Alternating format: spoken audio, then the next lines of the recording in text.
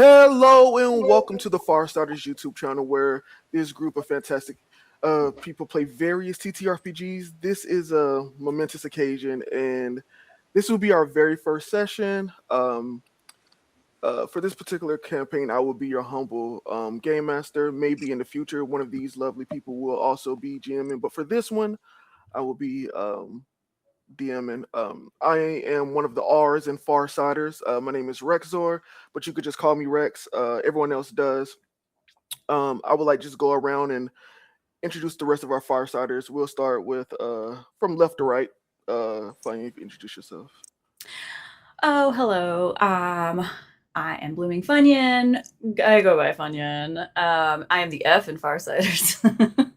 And yeah, I've been playing with Rix for like a year, and it's been great. Yeah. It's been lovely. Yay. Very excited for this game. I am Avatal Avs. I am the A plus, and I mean everyone else is also a plus, but I'm the A. And I've also been playing TTRPGs for years, and I'm very excited.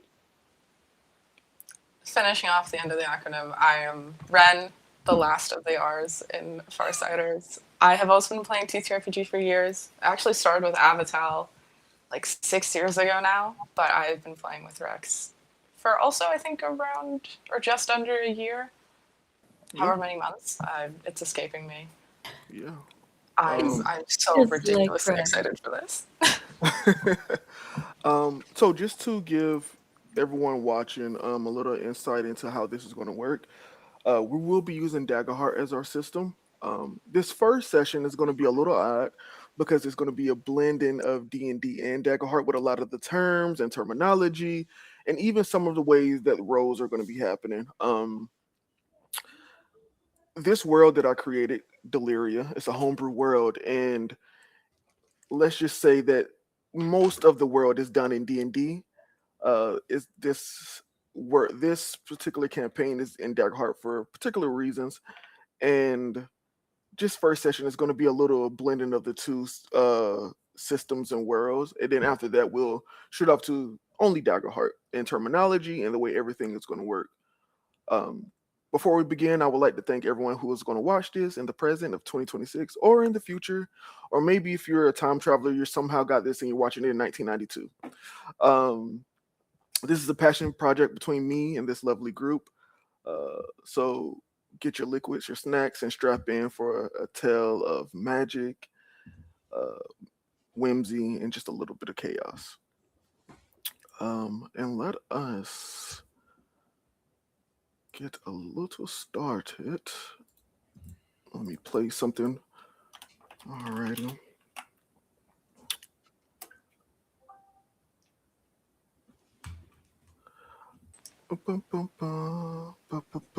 Here we go. My cheeks are going to hurt by I the end know. of this. Do you smell it too Yeah, much? I am slightly too much. This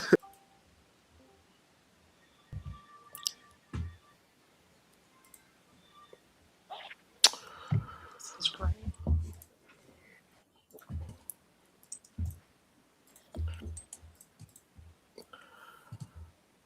There are some that would say the ice on this world is not natural.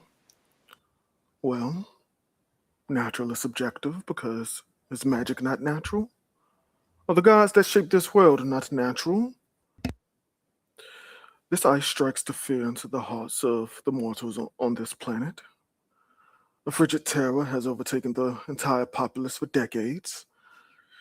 You who listens to the words of this unreliable narrator determine for yourself, is this ice natural? Or is it a flawed question to begin with? Does it matter if it's natural or a product of something else entirely? Hmm. As I write this and stare into the sky. Oh, I've just noticed something. At the same time, all around the world, something flashed in the sky, burning away all the ice. This flash was mixed with something profound and meticulous. Those on the ground forgot what it felt like to be bathed in warmth. Everything in this world has begun to sprout like flowers in the spring again. Well, that's besides the place I'm writing this from. But hopefully, one day, even this place can be blessed with a little light and magic. Welcome, everyone, to Light and Magic freshman year. As our vision unblurs, we can see the world of Deliria splayed out in front of us. Our attention splits into three as we visit three different locations on the continent of Freedom. As three unsuspecting young women have all received a white letter with a burgundy and gold wax seal that has a lomogryph on it.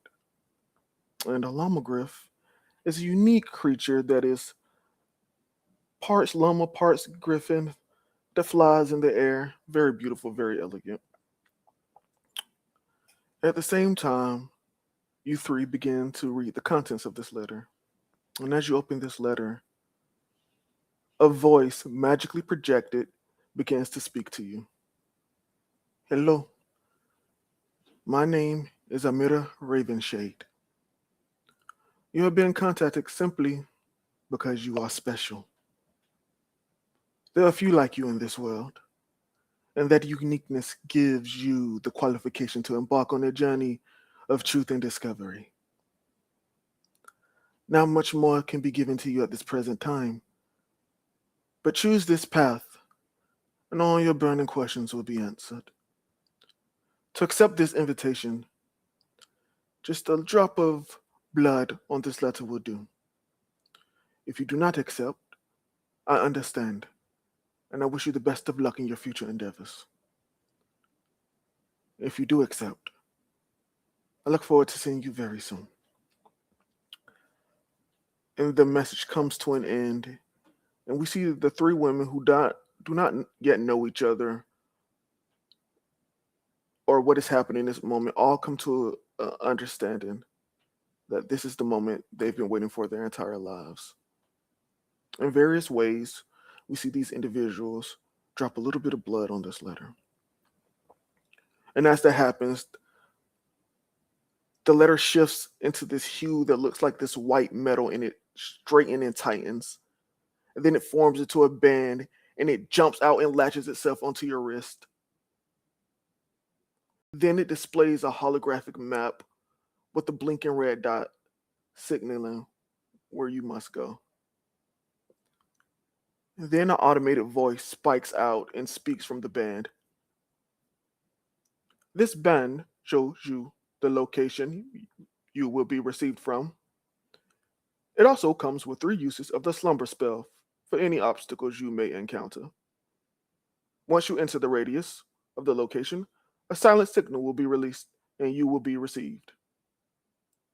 You have 1 week to reach this location, or your invitation will be revoked. We only require those capable of reaching us. With that message being relayed, we focus in on one of these 3 women.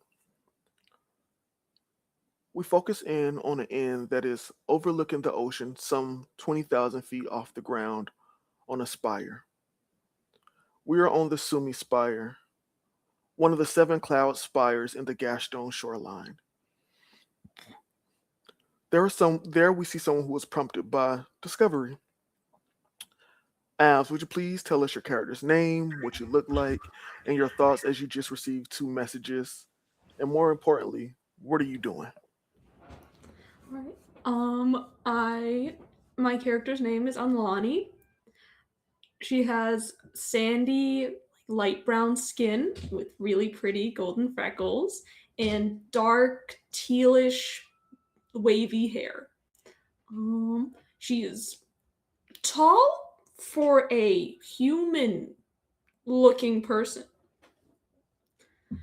though kind of uncanny. Not quite what you would expect from a human, but you're not sure why exactly. Um, I am currently sitting down for breakfast at a nearby little cafe when I decided that to open the letter and just see what happens when I drop some blood. Yeah. Um, as you are sitting in this cafe, you begin to look around to see if anyone else heard that message. But everyone seems to be going on about their day as if nothing was displayed to you, as if nothing happened. And Mhm. I think you have a moment of like, am I going crazy? But you look at your wrist and you're like, nope, there's a band there. This is definitely real. This definitely happened. But whatever happened, they made it so that only you would be able to see or receive this message. It seems secrecy is very big for whatever this is. For you, Alani, you look at the hologram and it's not that far from you. It seems to be pointing down the mountain near the docks. The Sumi Spire is a culture and a people that deal in mercantile trade all over the world. They travel to Niazoe, they travel to the various islands like Quasar to provide resources. And you know that even though they live in the mountains, most of their work and trade is done down below. So it would be an easy path to you. Is there anything that you need to collect or do, or anyone you need to speak to before you go and leave on your journey? I am definitely. I'll return to my rooms that I've been renting, collect my things. Think uh I haven't gone too close to anyone here, but I will write a letter or two just to a few friends that I made because people here will really come and go. So I think that'll be fine. Mhm. Okay. You write your letters, you grab your luggage, and there's a little twinkle in your eye because you're a learned person, you love to read, and you've read stories about people being chosen on journeys. And man, is this cliche? Is this not following all of those themes in books you've read? It seemed impossible. It seemed something far out there, but this is the moment. You Mhm. begin to make your way outside of the inn after you grabbed your luggage, and the way down the spire is they have lifts. They're magically powered, and you begin to go to one. You pay any amount of gold that is required to go down, and you feel the propulsions of this lift begin to descend you downward. It's very insulated. You don't see the outside world while you're on this lift, as to protect you from the harsh climates of being so high up in the air and the lack of oxygen. The Sumi Spire has its own protective magical bubble that gives a perfect climate and helps regulate the oxygen in the town. There's no one else in the lift with you at this moment, as it is late afternoon and everyone usually leaves early to go fishing or do whatever their jobs are. So you're the only one on the lift. Um, where does your mind take you as you're going down this lift? Well, first, I definitely check my bag one more time, Hmm. then maybe a second time, and I'm thinking, oh, it's. I was just about to get into something here, and now I'm called away. And I really hate to leave a mystery unsolved, unexplored, but I think This is gonna be really interesting, really worth my while. Mhm. Yeah. Eventually, after about maybe 30 minutes of descending down this lift, you reach the bottom and you look at your band on your wrist and you see the dot in the on the hologram and you double check it again. It's out in the ocean and you're not exactly sure how you're supposed to get there, if you're supposed to swim, if you're supposed to get a boat, but they did say they only require those that are capable of reaching them.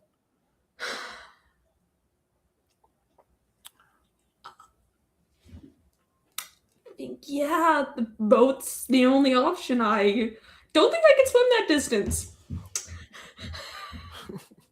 Okay.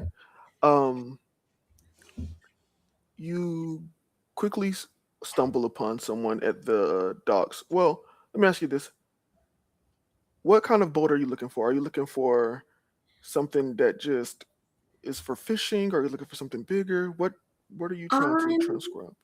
maybe I'm going to look for something decently small. Do I know how agitated the waves are today? Is it calm? I think that you are learning in a lot of things, but the ocean is not one of them. It looks calm as far as in layman's term. It looks like, oh yeah, it's just fine, but you don't know if there's a storm approaching. You don't know if further out it's more arduous, but it looks fine currently. I think I'm going to ask someone. I Mhm. want. Is there anyone here that looks helpful? What's your definition of helpful? Because everyone looks kind of, They look like they want to sell me a boat or rent me a boat. yeah. I think you do see someone. You see a water genasi. Um, Deep blue skin. Their hair is tied into like a ponytail, and where it would be like hair follicles, it is just water going down a single ponytail down their back. You see a woman there, and she says, "What can I do for you?" Hi, I need to get out on there into the water. Do you know how I could do that? Yeah, of course. So there's this thing where you just walk off the docks, jump in, and then just go in the I need water. to not die. You know how to swim, right? Um, I'm just fucking with you. What kind of boat do you need? um, um, I need. I'm not sure if it's. I've never sailed a boat on my own. Is there like a fishing boat I could just rent and maybe actually is there a crew that I could pay? Do you know a crew that I could pay them money to get on so they can just take me to where I need to be in the water? Not at this time of day in the morning, yeah. But if you want just to rent a boat, we can rent you a boat. Yeah. Do I need to return it? Um, that's the process of renting. You return the. I mean, or you could buy the boat as well. Um, I'm. Can I try to like look at the band like covertly and like, does the band look like it will return the boat if they pick me up? You are not sure. I think that this boat has done this not boat. This band has done amazing things. It attached to your wrist.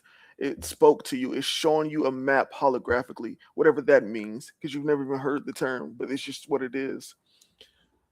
It may be able to do it. I'll This is ask how expensive is a boat to buy? uh well, do you just need a singular small boat? Yeah. Well, I'll say about 30 gold. I check my bag. Do I have that much on me? You have a handful of gold. So, That's about less. 30 gold. Uh-huh. This is the mixing of D&D and Daggerheart terms. Okay. It's all the money you have, but it will get you a boat. If I rent it, I'm sure it'll come back on its own somehow. How much to rent a boat? About 10 gold. Okay, I will rent a boat. I'm not taking it too far out. Actually, I looked at the map. Am I taking it really far out? It's hard to tell because it's one of those things where you have to progress to see how much further you have to go. I'm sure someone will find the boat. Okay. Yeah. I will You, rent it. yeah, you Like, pay the woman the gold. Your boat is fashioned for you. She doesn't know exactly what you're using it for. So there's like a fishing tackle in there. There's like a, different things for fishing. Maybe she thinks you're fishing. Just the necessary provisions that they give for people that rent boats. And you begin to go out and row. Give me a. Let's do this first roll of the campaign. You will be able to use your full character sheet. Um, besides any spells or of that nature, so you can use your bonuses. So just give me knowledge to see if you can recall if you know how to row a boat properly. all right. These are my dice. Oh, and before I forget, in Daggerheart there is a fear system, and at the beginning of a session or at the start of a campaign, essentially, I start off with 3 fear. Well, enough fear for how many players I have, and I have 3. So, boom. So 1, 2, 3. We will put that on. Alrighty. Oh. And tell me what you get. Okay. I rolled a 19 with fear. 19 with Yeah, fear. green is my fear die. Okay.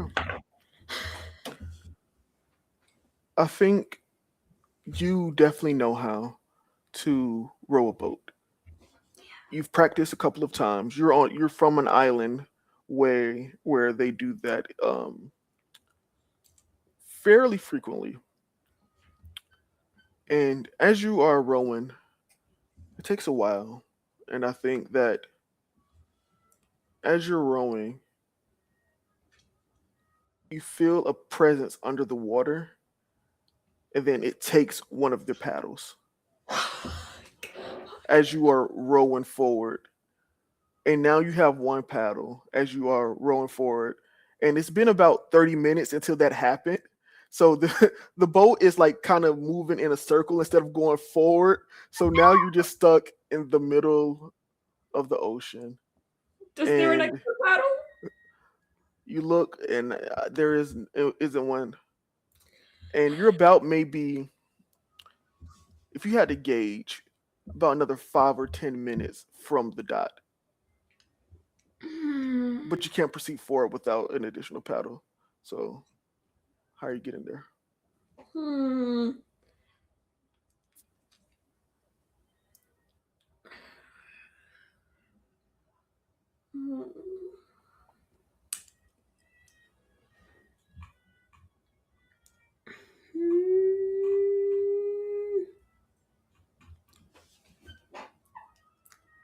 Do I have a sail on this boat? Is the wind blowing? There is no sail on it. It's just a simple rowboat. Like for Do I like see anyone nearby? no, you're in the middle of the ocean. Nobody nearby.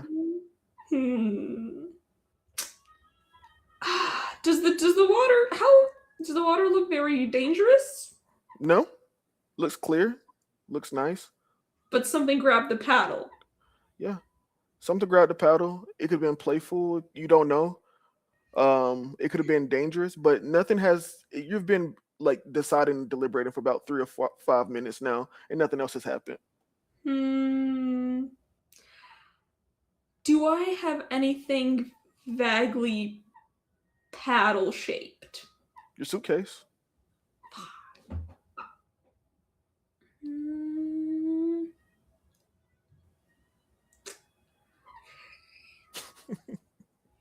And I've already been trying to paddle it like I would with a canoe, and it's not been working. Not at all.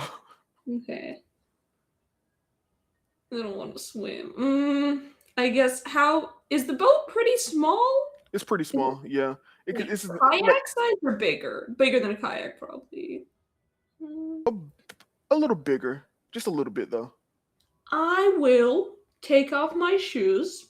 Uh huh. I'm going to. Do I have any rope on this boat? A little bit. I'll say about like 30 feet. Okay, I'm gonna tie a rope to me Uh and huh. tie a rope to part of the boat. I'm sure there's something on a boat to anchor it to the dock, right? Yeah. Like, okay, so I'm Yeah. gonna tie it into the rope to that. I'm gonna jump into the water. Mm-hmm.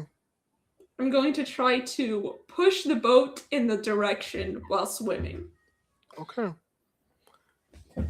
Give me for this ingenuity. Give me strength with advantage, Alrighty. which is a D6.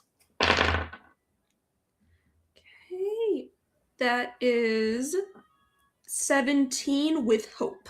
So gain yourself a hope as you begin to push forward with this rope around this boat, and your mind sparks. Your discovery and your journey will not be stopped by a singular paddle. And you spend about 5 minutes rowing, and you see as you look at your wrist, and then that red dot disappears. Can I hop back on into my boat? Yeah, you hop back in the boat, and and you're waiting for something to happen. About maybe 3 minutes later, you see a large hand come out of the water, grab onto the boat, and begin to lift up. And you see a turtle, um, and you see he has spindly hair. He has these beautiful, grayish eyes, a very gentle smile, a large shell on his back, and he just says, "Hello, my name is Minge Amberchant. What is your name?" Hi! I'm Alani! "Your voice is very high, Alani." Yeah! Your voice is not, but your height certainly is. Well, and you see as Minge sits into the small boat, and it starts to like lift you up because he's so heavy, and you're like, and he puts his hand into the water, and it stops the boat from like moving and tilting all the way over. And he says, "I'm glad you can make it. You're the first one I'm picking up. Ah, oh, is this very good? May I see your band?" I show the band. And he put his finger over it slightly, tracing over it. And you see as the white band turned to this dark burgundy color. Ooh. Ooh. "Well, is there anywhere else you need to do before we leave, Alani?" Oh! Alani stops being panicked for one moment to think is I can return the boat, thank goodness. Can we return this boat to the dock? I rented it? "No, but let us be on our way." And you see as he puts his massive hand on your shoulder, and you feel as your entire body begins to shrink in on itself, and then you just pop out of this place. And as you pop out of this place, we begin to head south to the Gilgrave Peninsula, to a city dubbed the Beacon of Tomorrow, Anasia. We see a massive city with this Victorian era architecture with bronze piping going throughout the entire building. Um, Anasia is known for its steampunk technology and is one of the most advanced cities in the world of Deliria. We go to the Western District where we enter a third floor apartment, and we enter a room where we see a young woman who was reading a letter and looking out the window. And you had just seen a familiar figure clad in all black walking towards a destination he may not be wanted. Then you received an invitation to a world of possibilities. Oh yeah. All of this happened in very short amount of time. Rand, would you please do us the honor of describing your character, telling us their With name, what you're currently going through in your head, and what are you doing next? with pleasure. I am Zarya. I am a satyr woman, relatively um, short, maybe of average height. Still a young adult, probably mid 20s if you had to guess, old enough to have some years of experience in her career, but still young enough to have the mirth and wonder of life in her eyes. I I'm a little sheep girl. I have these curly little horns and this like very coily, fluffy white and blonde hair, these droopy ears, and I've listened to Amira Ravenshade's voice read this letter out loud, and it's like those birthday cards that you open and they read them out to you. And so I think to myself, oh wow, that's a lot to take in. I close the letter and I open it back up to see if the voice will play a second time. There is no letter anymore. It's just on your There's bed. no. Oh, it's just the okay. Well, Yeah. then I'm like, that's even worse. That's more things that I need to wrap my head around. Okay. Uh, I think that my mind has completely taken off of the individual. It was more of like I look back out the window and he has disappeared as well. I'm like, that's fine. I hope he fares well. Right. Okay. This map. Oh, this band. And I've already put the blood on it, right? Yeah, the blood is what makes the letter into the Gotcha. band. Gotcha. Um, I think that I did not want to have to injure myself to like summon blood to put on this, so I think that I was actually in the middle of some downtime. I was in the middle of scrapbooking or sewing or some other little activity, and I could like prick myself with a needle and like pretend like I can tell myself that it was okay, and that's where I got the blood from. So I'm like, okay, I have a week. I don't even know exactly where it is that I'm going. Let's try to figure out what direction to go to. So I'm going to clean up, arrange my activities, my desktop, and is there any indication of what direction the band or the dot is pointing to? Looking north, you know that north from where you are would be to the forest outside of the Nasi beyond the walls, named Dalen Forest. Um, but other than that, you have no other indicator. Okay. Well, I guess it looks like I'll be going on a trip a week, huh? Okay. Well, I don't want to put this off only to find out that it's actually an 8-day trip or something of the works. So I will pack up my things. Would I know of anyone, any of my friends who might have mentioned something like this or worn something like this in passing? No, this is the first No, time you've seen anything this like is this. super. I think that even with the great magic you have seen in this city, Mhm. this looks wholly different. You went to the Absolute Monarchy Guild and you saw some workings of magic there, but it felt different. Like your entire life, every time you've seen magic, you've never been able to wield magic. You've always felt like it was disconnected from you in some way. Yeah. But the moment that this band popped on, the moment this spell happened, it felt like it was a part of you intrinsically. Okay. I will, yeah, pack up and prepare my things if this is as long term an expedition that I am to believe it is. And actually, I'm going to go to the Absolute Monarchy Guild. I'm going to go to the Okay, Adventurers Guild. okay, hell yeah. You do you get your stuff later, or do you take it with you as you're going? I'm going to. Yeah, I'm gonna pack, like, it'll be a duffel bag and a side satchel. It'll just be of, like, I have a list of, like, quotidian things that I could need when going away on a trip. But it's not like a massive suitcase or anything. It's like a duffel bag that I can still walk and maneuver with.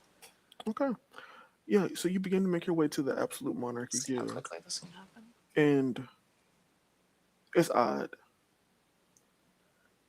Today is a bright and sunny day in Anasia, which is It not is a now. normal thing because it's normally raining and it always has this low mist, and it's a very dreary city. But today is a day of sun, and you have to guess it's probably because of the man in all black that walked down the street.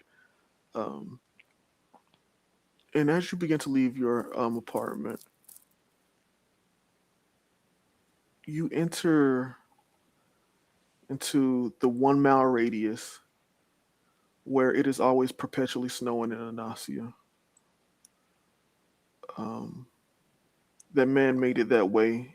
It will always be that way for as long as he deems it to be so. And as you're walking, give me give me an instinct roll, Okay. a reaction instinct roll. So with reaction rolls, you just told me the total number, but hope and fear does not attribute to any of it. Okay. 8. 8.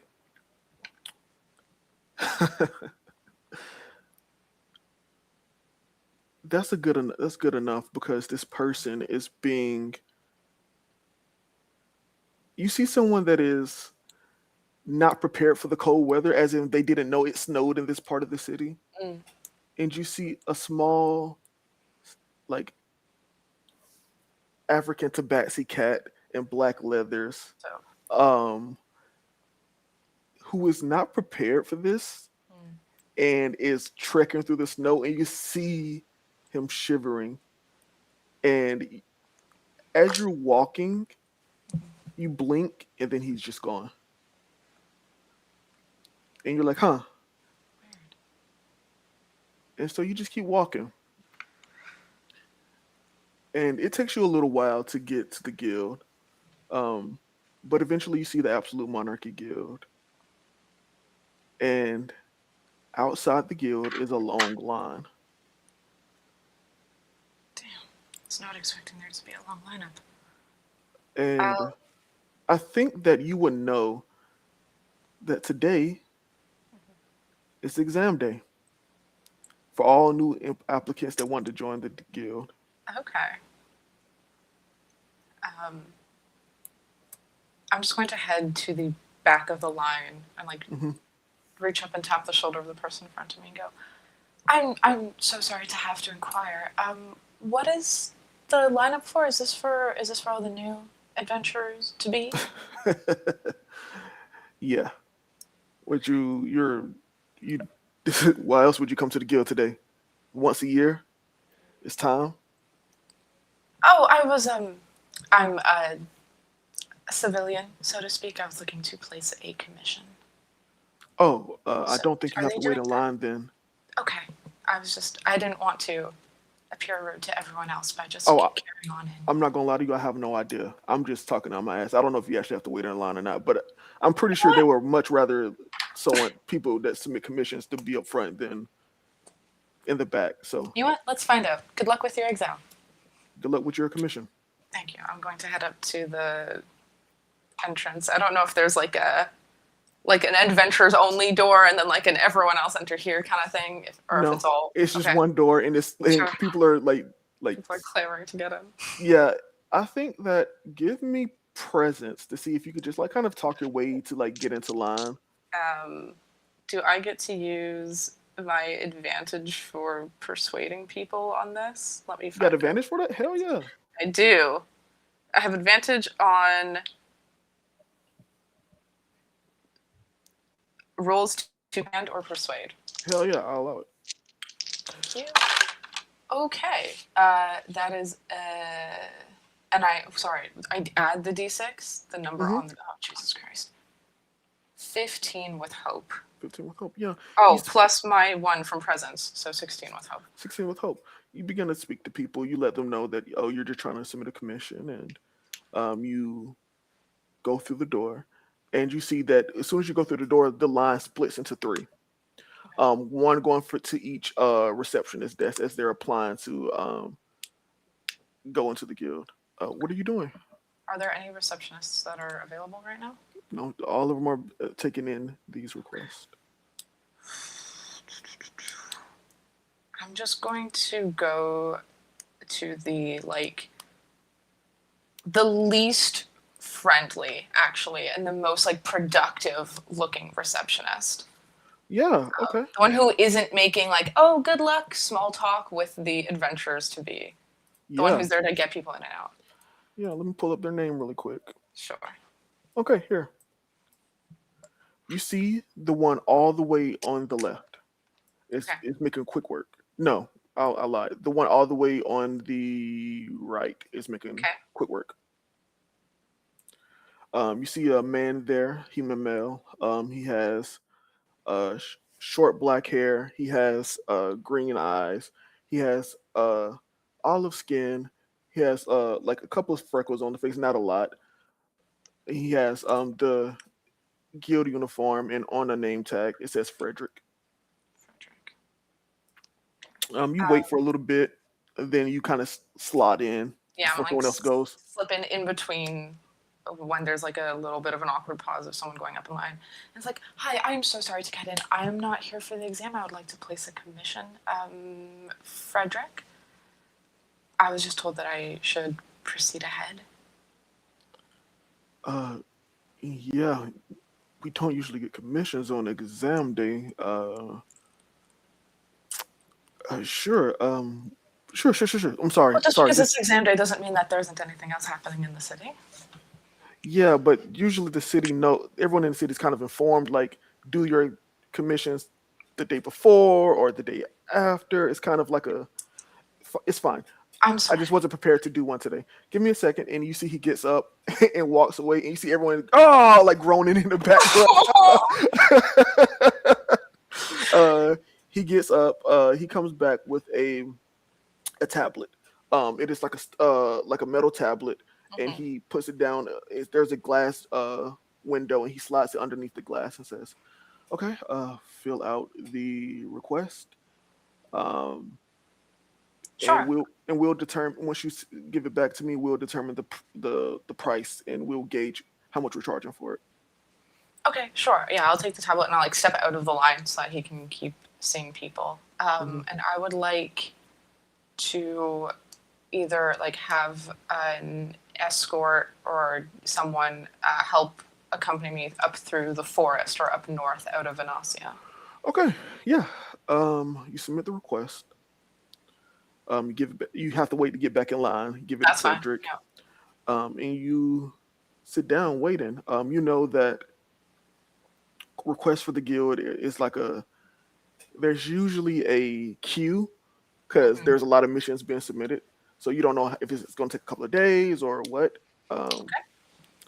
But you submit it and you're going back home now? Yeah, sure. Okay. I figured they have some method of communicating with me. Okay. So you go back home.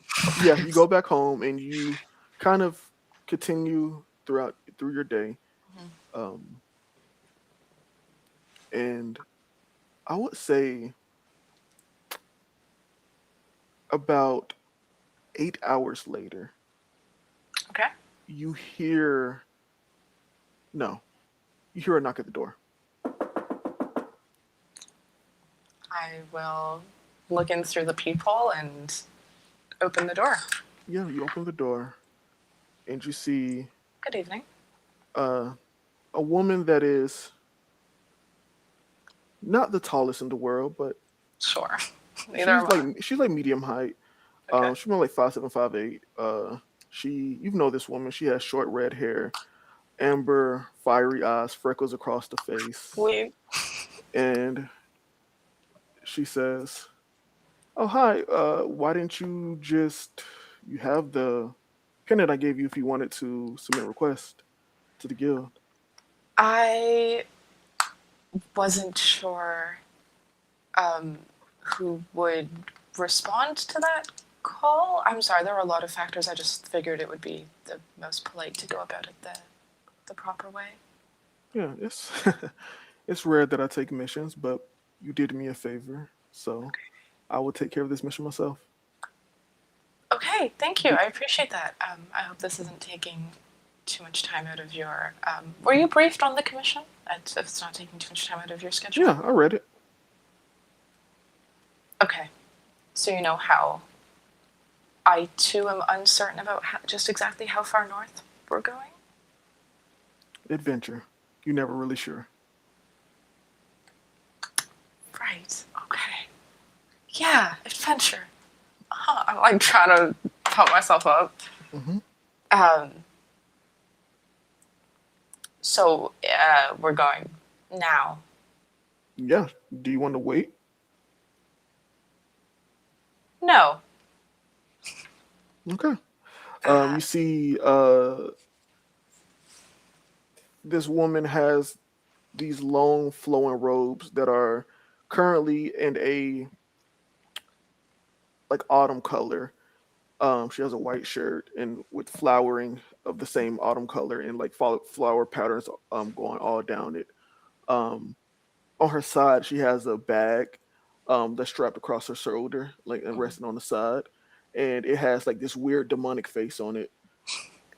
okay. And you look down at it, and she says, "Got this a long time ago from Sure. Abraham Armaments." Very cool. It's Yeah, a bag of holding. statement piece. I think all bags are bags of holding. Because No, like, and then she reaches down and she pulls out a giant great axe. It says, "No, it's like a okay. Thank you for taking this commission. Please put that sword away in my home. it's an axe, but sure." And then she Oh, puts okay. it back. Then she puts it Sorry. back down. Yeah, sorry, I do not think there's a difference. Um, sure. Let me grab my coat. Um, and if it's like later in the evening or late at night, um, It's pretty I late into the evening. It's like maybe like 8 o'clock. okay. I'd say that I would probably have after as soon as I was done submitting the commission, I like visited my parents. Hmm. Not entirely sure if I should have told them about this, but just brought up a work trip, traveling for work. It's not an entirely uncommon thing. Um, had our an early dinner because they're probably old and eat dinner really early. Yeah. And then now I'm heading home and doing this. So everything's packed up. I've seen my parents grabbing my scarf. I think Zarya's wardrobe is very dark and muted by default, just in Hmm. case she needs to be.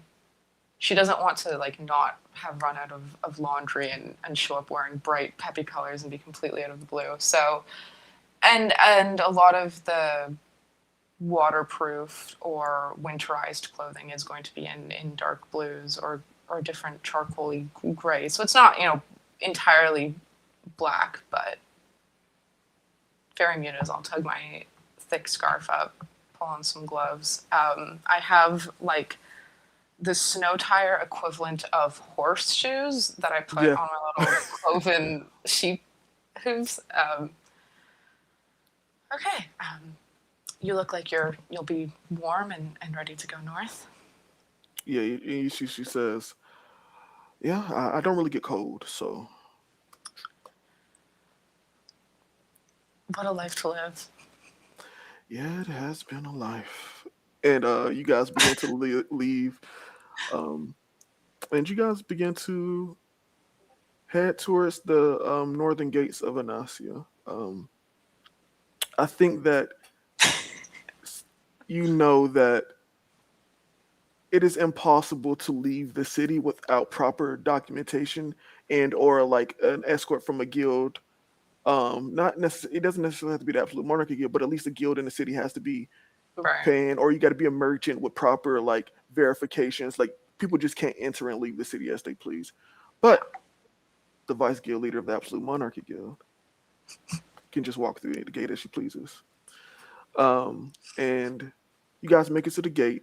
The guards, the blue guards, immediately straighten up at Calliope approaching. She waves, nods her head, and you guys go through the gate. And you guys begin to head into the forest of Anasia. And as you guys are walking, Calliope just says, "So, do you know why you're coming out here?" Yeah, this is a stepping stone to a further point in my travels. I've just been given a direction, but not the magnitude of how far I'm traveling. Okay. Sounds suspicious. Sounds mysterious. Now that I think about it, it does ring some alarms. You sure you're not getting like abducted by a cult, right? Or something like that? I think that if there was a cult who still did abductions, they would not have put as much effort into an invitation as they did. I know some Do you know pretty spectacular cults. Do you know what animal this is? And I'm gonna show. Oh no, I don't have the wax seal. You Shit. don't? Okay. If you've traveled a lot and lived, seen some pretty spectacular cults, do they typically have like an avatar or a mascot to their name?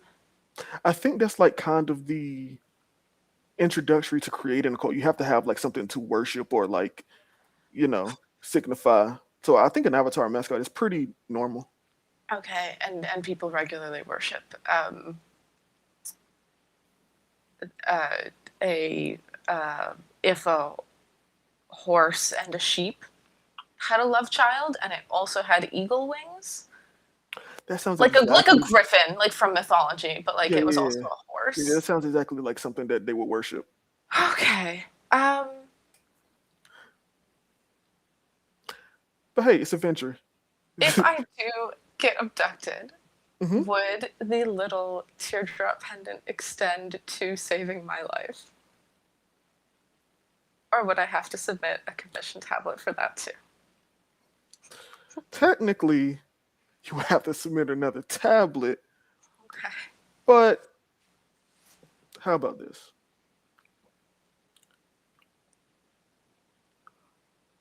I'll give you, and she reaches into her bag Okay. and she pulls out a necklace with a stone on it. This is a sending stone. If you're in danger, just speak into it. Say, I'm in danger, and I'll come find you. Okay. I'm in danger. Got it. Yeah. Great. Does it work both ways? If you ever say I'm in danger, you wouldn't be calling me if you're in If I danger. say, You'll be- I'm in danger, that means things are very bad, and you should probably go underground as deep as I was going to possible. say, if I'm the person that you're calling, if you're in danger, then things are yes, unless Mr. Watson's situation worsens, in which case I can come for that as well. I, I, I don't think that maybe in the past. I don't know if he's the type to go saving people now. No, I just meant if you needed to use a sending stone to get my attention for him again. Oh, nah. Okay. I do one plan and I go to the next. You have more success than most people, but he's the type that you have to try new things because he gets resistant to the same thing I after hear one you. attempt. And you guys begin to walk, and you look at your band, and you're nowhere near it. You guys have been walking for a couple of hours, Okay. and you guys set up camp, and you guys eat. You go to sleep, you wake up, and you guys continue traveling. This happens for the next 3 to 4 days, and she checks in on you to be like, "Are we there yet?" And you're like, "Obviously not," because Nothing has Yeah. happened on the band, and you're still approaching it. Okay. Has there been like any fraction of movement or change? Nope. No. Okay. Um, and eventually, um, you guys enter into a particularly deep um, foresty area. Like it's you guys have gone way past city limits, so it's now to the point where this is where people don't travel to. Okay. Um, and if you had to guess, any animals that would have attacked you guys, animals and beasts and predators can sense when this is a no-go zone, Right. and you have a giant no-go zone around you the entire time. I think that you reach a area and you look at the band and then the red dot just disappears.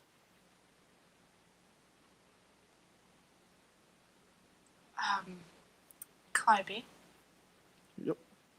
is there just be on the lookout for anything sudden happening out here? I've never been this far of Anasia before. Okay. And she looks. I don't see Do you, anything. you don't see anything? Um, the method of communication that I'm a little reluctant to call them a cult, but that these people were using to tell me what direction to go in, has suddenly disappeared. So we might actually be in the right place. Hey, Okay. We did it. we did it. So do I I'm gonna wait try like or do I leave? let me try something real quick, please and Mhm. thank you. I'm gonna try like continuing walking out just to see if the band like if it comes back up or if it changes again. Yeah, you walk and you walk about maybe 3 or 4 minutes, and then the red dot appears back on the band. Okay, I'm gonna haul out. False alarm. I think we just lost some signal. I think it's back up this way again. Okay, you turn around, you get back, and then the red dot disappears. Is Clappy not following me past the? She's walking with you the entire time. Oh, okay, She's doing her job. so it's just like cutting. It's cutting in and out. Well, it's once you reach a certain range, like outside of the range, it comes back as in to show you to turn back around, and this is where the location So is. we're playing hot and cold. Not really. You were in the hot. Oh. You were in the location. It's just once you leave the location, it appears. Oh, But so I'm getting colder. yeah, What? when the red dot is gone, it seems that you were at the destination. When it's At appeared, the destination. I yeah. understand. Okay. I will go and like walk back until the red dot has disappeared. We're back at the destination. And just like brush some of the like the underbrush and the greenery away, see if there's anything like any symbols that are carved into trees that match anything I've seen, any like foot trails that are like passive desire in the dirt. Are you letting Calliope know you're doing this, or you just doing it yourself? Yeah, no, I'm going to say like, yeah, just give me a second here. I think we lost signal, but I don't know if I need to look for anything. Calliope helps you. You don't have to roll. She has a high Okay. perception. She's like, don't see anything. Okay. When cults summon people via invitation, is it usually followed up with an abduction? I wouldn't say abduction, but probably a "Hey, how you doing?" type of situation. Okay. If I had to guess, just from my years of doing this, Sure. it's probably because I'm with you. If they haven't shown themselves, Because you weren't. They don't want you in their cult. yeah. You know, now that I'm thinking about it, that's actually probably a good thing. Well, we'll find out if the sending stone works. I think you've been a great help with me over the past like 4 days. Yeah. Zarya, thank you again for everything that you've done. Of course. I have to get back to work. I'm just doing my job. And she says, remember, just speak into it and it should work. I'm in danger. I'm in danger. And she takes a step back from you. Then on her next step, she just disappears and she's gone.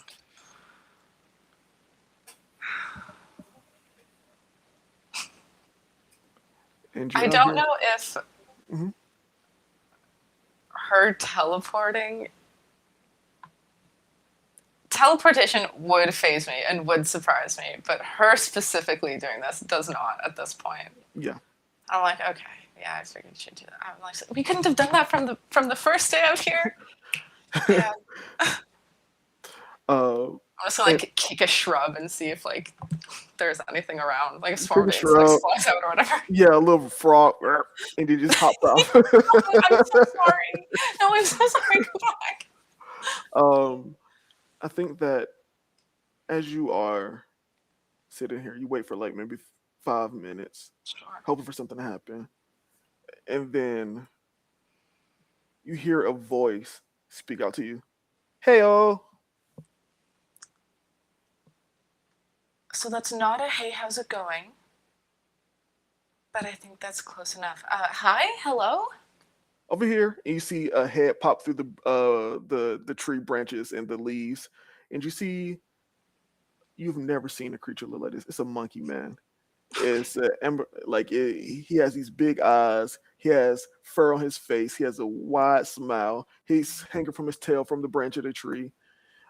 He has these loose fitting, light colored clothing. And he says, "My name's Kogo Swiftwalker." My name is Zarya. Nivakol. Hey, well, you were the hardest to get because you're so close to the city. I'm sorry. No, it's fine. We get people from Anasia on occasion. It's just that with the big scary wizard and the sorceress lady, we can't have them finding out about all this stuff. So you had to go further than most people normally have to go. I see. Well, I suppose I understand why their reputations precede them. And you're with The cult, yes, the we are a lovely, cult. lovely. You see him flip from the tree with his tail and land in front of you. You Nah, say that with pride. I'm just messing with you. I heard the conversation. Huh. I'm Don't not worry, usually. we're not a cult. Well, actually, I think by definition we are a cult. You know what? Don't stop thinking about it. The more you think about it, the less it inspires confidence in me to go with We you. do not do any sacrifices, at least that I know of. That I'm glad to hear it. I like hold my hand out for him. He shakes your hand with his tail. Well, Sure. let me see your band. He puts his finger across the band and turns it to this burgundy color. There we go. Are you ready to go? Yes, I am. I've been ready to go ever since I came out here. Fantastic. And he's about maybe like 4 feet tall, so he's shorter than you. Okay. He says, "That's nice out here." He just looks. He just taking in the air. He says, "Oh, give me 1 second," and he jumps on your back and like holds onto you like this, like a backpack. He says, "At 3, 2, and away we," and you just like kind of pop out of existence. um, and as Zarya pops out of existence, we head north, Even more north. e- even a little bit more north, and we are in the sky, and the camera pans down on the Crumbie Belt, a stretch of land in the middle of the continent um, that has hovels of adventurers and merchants, and it stretches the entire length of the continent. It is a plain of exciting adventure and arts and craft and culture, and it's a giant community they have built up over these years. But we head a little north of the Crumbie Belt to a little town currently under military occupation called the Cinder Hollow. And we entered the room of the granddaughter of the mayor as she just opened up a letter. Flan, our final person, would you please describe your character to us? Tell your name. What is currently going through your head as life is no longer safe in Cinder Hollow, but a new opportunity has been gifted to you. Yeah, so Lucy is she's pretty young. She's about 22. She's sort of a medium tone skin tone. Um, she's got like shoulder length brown hair. And the thing physically that stands out the most about her is that the irises of her eyes have like a flickering flame in them that it just looks like there's like active fire in her eyes. And the other thing is that the very tips of her hair have these like little sparks and embers and glowing bits to them. That's really the only thing that indicates she's not just a regular elf. And she's about 5'7", but her presence makes her seem shorter than that. She's not imposing at all. She sort of like holds herself a little inward, almost like it makes her a little bit smaller looking. And I think that she's opened this and very excitedly dropped a bit of blood on it, and it turns into the band. And then she sort of remembers where she is and what is going on, and there's kind of a little bit of panic. And she turns and runs downstairs immediately to show the band to her parents. I got a thing. I got an invitation because it didn't say explicitly not to tell anyone. And she is like, I accepted, but what does that mean for you? Do you think they're going to be mad if I leave? Are you going to get in trouble? You see your father speaks to him and says, "Daughter, what are you talking about? It's a school. It's a school. I've been invited to learn. It wasn't even said it was a school. Oh, shit. Yeah. You don't have no idea what it is. And your father says, yes, you have a lovely wrist, but what do you... Okay. If I were to go somewhere else that was maybe really good for me, maybe not, but could be. Do you think they would get really mad and punish you if I was gone? First, slow down. What do you mean an invitation? You keep pointing at your wrist, but there's nothing on it. And she's gonna look at her wrist. Yep, there's something there. And she's gonna think about the book that her father couldn't read. Yeah. I'm sorry. I had an invitation, and she's gonna look at the tips of her hair. I burned it on accident. I'm sorry. Do you know what this is? And she's gonna draw what was on the stamp. She's gonna draw the creature she's never seen before. Yeah, let's roll for your father, see if he knows what it is. He's a pretty learned man, so I'll let him roll with advantage. Yeah, with an 18 on the die. He says, yeah, that's a lomograph. The letter had that symbol on it. And it said I was invited to basically begin an adventure. So lomogryphs are from the spire directly across some cracked and the silken spire. Um, I don't know why someone from the cloud spire would be for another why another person that's besides Cragden would be contacting you. Maybe they know what Cragden is doing, um, but I don't know. I have 8 days to get there, wherever it is.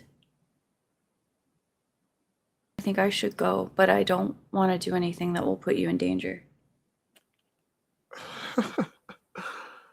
It is a parent's job to worry about putting their children in danger, not the other way around. And I would, if you have the opportunity to get out of here and not fight in some war that you and I want no part of, do it. Don't worry about me or your mother.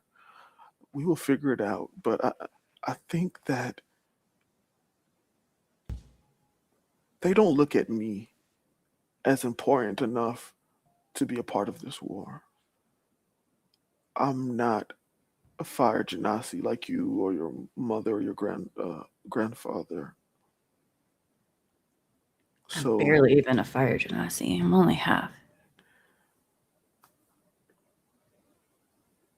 you shouldn't look at yourself as that. You look at your No, I, hair. I just mean that I'm surprised that they want me. I mean, people make fun of me for it all the time. I was just kind of surprised that it didn't, I don't know, make them pause at all. I don't know if they are looking deep into what percentages you have in your blood. I think they're just trying to get anyone that looks like them.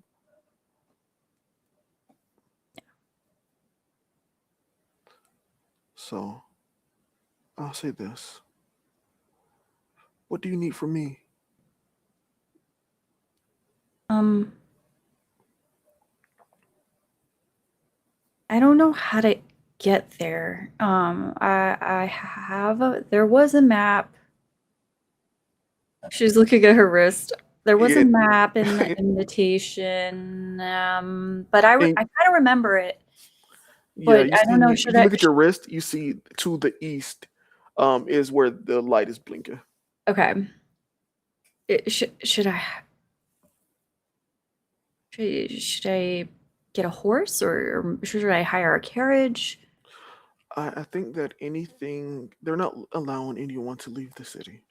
I think that if you try to get a horse or a carriage, it would be too visible. Okay. Okay. Well, I'll start walking and see how far I get. Yeah. He says, 1 second. He says, go upstairs, pack what you need. I'll meet you up there. Okay. And she's gonna run upstairs. And Yeah. she immediately starts putting. She's at the point at which her bag is filled with 12 books. She's like, "This is not smart, Lucy." And she takes 10 books out and leaves 2 books in there, Yeah. and a journal, and then just fills the rest with like clothes and things to like write with and stuff like that. A few little, very small knickknacks like from home that will remind her of home. Yeah. Give me a instinct roll. Um, to just read your father when he was speaking that way. Okay. That is an 11 with fear. 11 with fear. Okay. Let me see. I think that your father was too easy to satisfy. You don't know why or what do you like he was you're speaking nonsense, and he was just so ready to go along with you, and I think that just kind of sits in the back of your mind.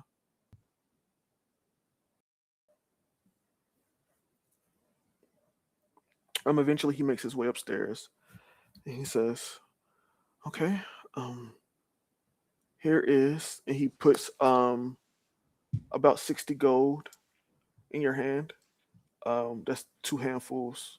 You could add that to your inventory, and then he also hands you a dagger. What's It's not incredibly well made, but it's a dagger. He just says for protection, in case anyone you come across anyone that seeks to harm you. Do you think that's likely? I don't know. Okay. It's just in case. Precautions. Okay. When are you leaving? As soon as I can. I need to say bye to Mom and Grandpa. Okay. And he says, I'll go with you.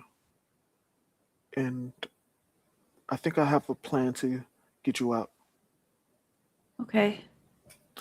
You guys go to the mayor's office. You guys go to the second floor, and in there you see your mother and your grandfather. Your mother kind of looks at you and says, "What are you two doing here?" I got an invitation. A what?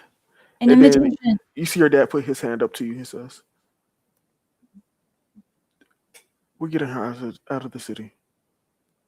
And you see your mother has this like puzzled look on her face, and you see your father like nod his head, and your mother takes a deep breath and nod her head, and your grandfather also nod his head. Give me one more instinct reaction roll. Just tell me the number.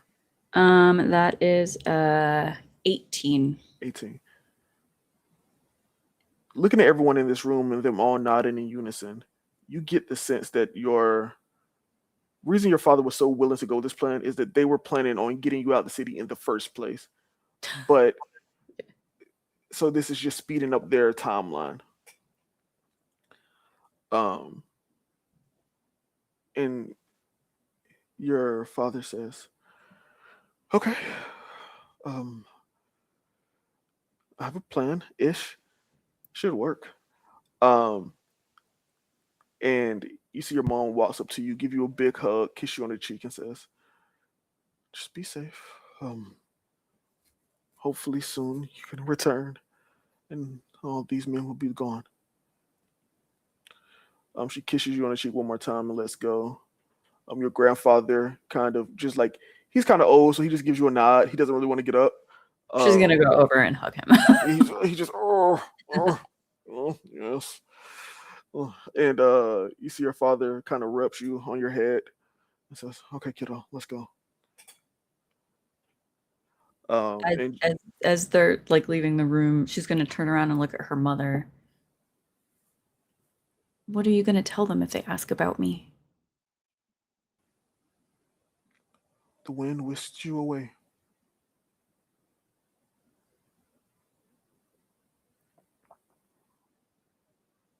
And you see she has like tears forming in her eyes, but she's holding them back as not to like worry you. And she sucks them up, and you and your father leave the room. And there's two exits to the city, one to the east and one to the west.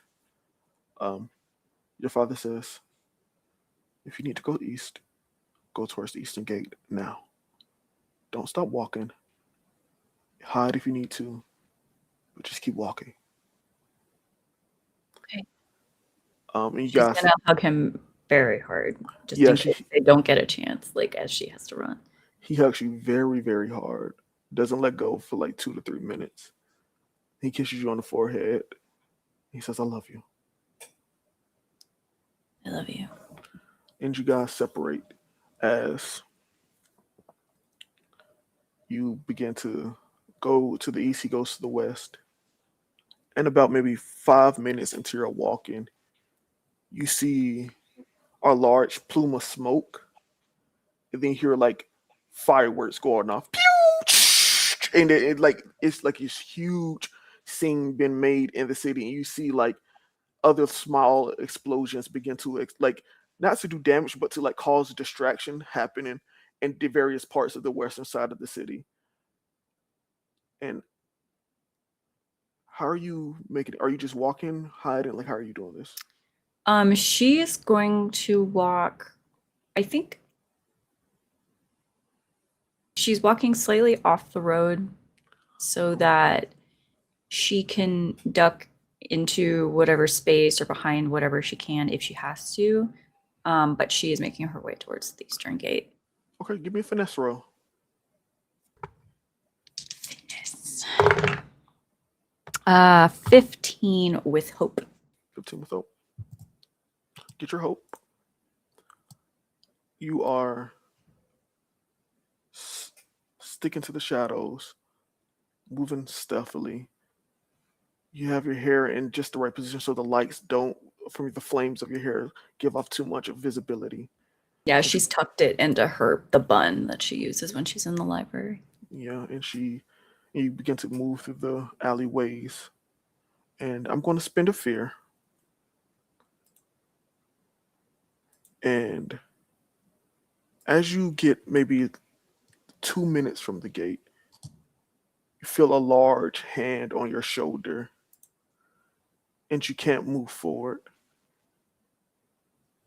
And you hear a voice billow out, deep, powerful. Mm. I figured there was something going on. Distractions in one location, and a little girl trying to make an escape. And you turn around and you see Axon, the leader of the Cragden troop here. Dark brown skin, he short hair but flames flickering at the top, and he has his armor on of jet black armor with the red accents to it. Oh, Zarya. I didn't think you would be the first we made an example out of, but you will be an example that is made out of. And he begins to like push you forward to go back into the city. No, I got an invitation. And he's just like, he doesn't acknowledge what you're saying. He's just further pushing you in. Um, um, The band does have a second feature. oh, that's right.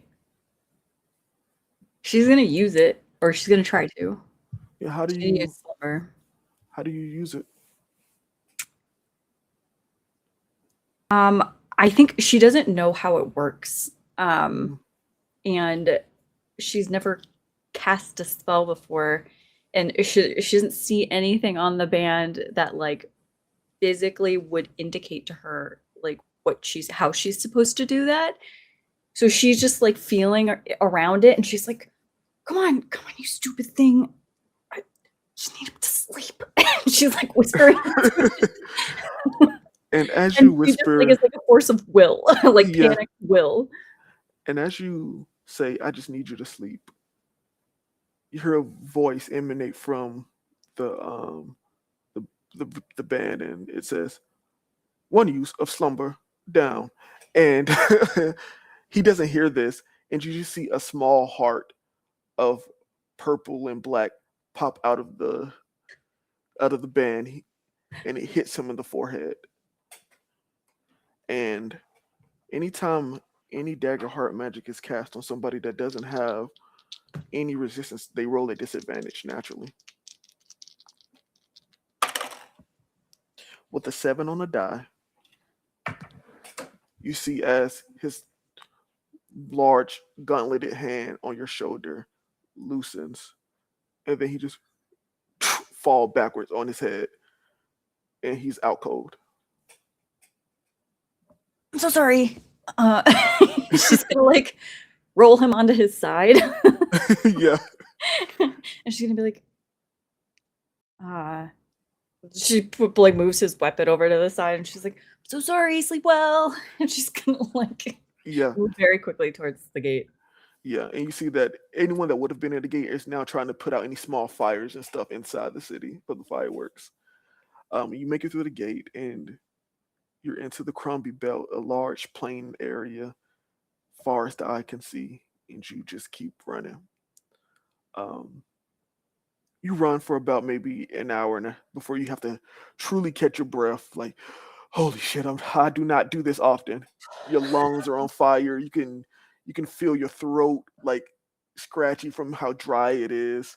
Um, your heart is, it, if it could, it would beat out of your chest, and you kind of like just drop to your knees because of like how tired you are. And you look at the band, and that red dot is gone.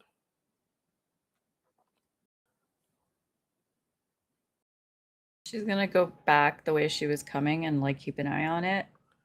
Yeah, and you go back far enough, and then the red dot appears. Okay, so she's gonna turn back around and like walk until it disappears again. Yeah. And then And- she's gonna look around. Yeah, and you sit there for a moment, and then you hear the sound of flapping wings as someone is flying down and descending, and you see a dragonborn. Um, you see uh a burgundy scale dragonborn. You've never seen a dragonborn. I've heard of dragonborn with burgundy scales, and they have these black eyes, and they have this armor on, like full half plate armor. They have a sword at their side, and a shield on their back, and they land with their wings. And you see a woman. She has these this long single hair down her where her scales are, like a mohawk, and it is golden. Um, and she says, "Hello, my name is Azu Hell Talon." Hi, my name's Lucy. Am I where I'm supposed to be? I would hope so. And she looks around and says, "There's no one else here." You're beautiful, by the way. No, I get that a lot. And she says, "Let me see your band." Oh, you can see it? Yes. And then she rubs her finger across the band, and it turns this dark burgundy color. And she says, "You had to use it." Slumber. Yeah, that was crazy. I've never done anything like that before. You'll get used to it. You look tired. Did you have to run away from something? Yeah, I Hmm. hope my family's okay. Well, that is not my business to get into. But you're now running towards something. Are you ready to go? I'm ready. And she walks over to you, and then she puts her hand on your shoulder and says, "I started off just like you, running disheveled." And then you feel your body just kind of suck into each other, and then you are popped from existence. And these three young women have all reached their destination by different means, having different circumstances, not understanding what is happening to them. We were met by Minge, a large turtle man. We saw Kogo, a monkey man swinging from trees, and we saw a zoo, a dragonborn woman, and they all picked up three individuals that are headed towards something. A cult, maybe uh maybe a fishing area with water everywhere, maybe to be trained in war. There's a lot that this could be. And we return to the world of Deliria, and we see a dock on the coast somewhere. We're not really sure where. And we see about 6 dozen people waiting for something to happen of various ages, various races, all just standing around. And we see every so often a zoo will pop in, pop out with someone new. Koga will pop in, pop out with somebody new. Minge will pop in, pop out with somebody new. And you see other various people doing the exact same thing. It's about 10 of them in total as they are rapidly collecting people at different times and at different places and bringing them all to a singular location. And we sit here with you three. What are you all doing? Are we just Am I kind of still wet? You've had hours to drive by now. Thank goodness. and we're just kind of like deposited into this like field or congregation It's of a people? it's a dock, so like Oh, a dock, right? where ship should be. So Sorry. it's just like a bunch of people, some your age, some younger. You see a child that's like 10 years old here. Oh, You see adults that are like in their baby. 80s. Like Okay. there's a the ages don't match up here. Sounds like a cult.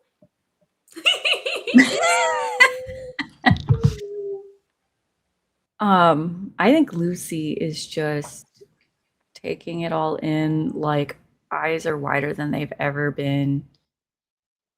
So they're two like glowing orbs of flame in her face. Um, and she just like has her pack and she's just kind of like you can tell that she's like, is this real? Like, am I dreaming right now? And she just kind of like looks around at everybody and kind of finds like a space off to the side to kind of observe what's going on. Yeah. If you want to observe, just give me an instinct roll. What are you other two doing? I am equally as not panicked isn't the right word, but maybe confused and startled, but not as intense as freaking out as everyone else. Definitely looking around, trying to gauge what the vibe is here, like the order of who knows what's going on, and then they're the ones who are disappearing in the next second, and I'm like, okay, so everyone here is equally as confused. Until like the mom friend override kicks in when I realize there are children here who are confused as well, Yeah. and I'm just trying to like corral people. Maybe I'm gonna go over to like those who seem like they're on the brink of a panic attack, or who are like calling out for someone, or who seem to be like the most freaked out, and just be like, hey, it's all right, I know, I hear that it's scary, this is new to everyone. Do you want some water? Do you want I have some granola, some trail mix in a bag, and just sort of treat everyone's physiological needs. Yeah. I think you see that the people that are the least afraid and panicked are the children. The children are like Okay. they're like we. I don't know what just happened, but Right. we're Oh, they're here. having the time of their life. Oh, they are souped up on like caffeine and sugar. Oh, okay. They are ready to go. They're wired. Cool. All right. I'm letting the Everyone that, kids do their thing then.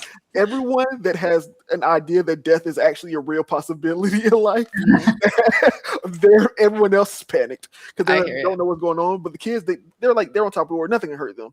Okay. I'm keeping an eye on them if they're like running around or anything. But then like anyone else who's you know, not in the best state of mind right now, I'll Yeah. keep an eye on Give them. me a presence roll. Okay. Alani, what are you doing? I am standing really still and just kind of half dissociating. Yep. That is a Give me 1 second on your roll. sorry. On your roll win. Totally fine. Give me Alani. This is just a reaction, so no hope or fear involved in it. Just give me a reaction finesse, like as you just try to like disappear from everyone's vision, as you just trying to like blend in enough so that you don't make yourself noticeable. Oh, that is a 16. 16. Yeah, I think that you do that thing where until someone is trying to find you, they don't see you. So people are like slowly bumping into you, but they don't know that you, and you just kind of stiff as a board, just sitting there, like standing there, just like wide eyed. Lucy, what did you get? I got a 14. Hope or fear? Or I got a 15, sorry, with fear. Fear. Gotcha. I think that looking out, you see everyone here. The thing that is identifying all of you together are the bands on all of you guys' wrist, all on the right wrist, all burgundy color. Um, and I think that you do notice that there are some, very few, that have gold bands.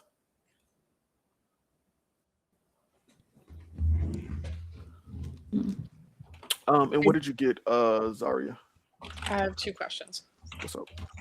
One, is this something that I could like persuade people with, like to calm down by offering them like food or drink? Yeah, I think so. Great. Second question. When it says when I make an action roll with fear, that's only determined after I've done the roll and I've seen Yes. which number is higher. Great. I would like to use Unbound. So once per session, when I make an action roll with fear, I can instead change it to a roll with hope instead. Okay.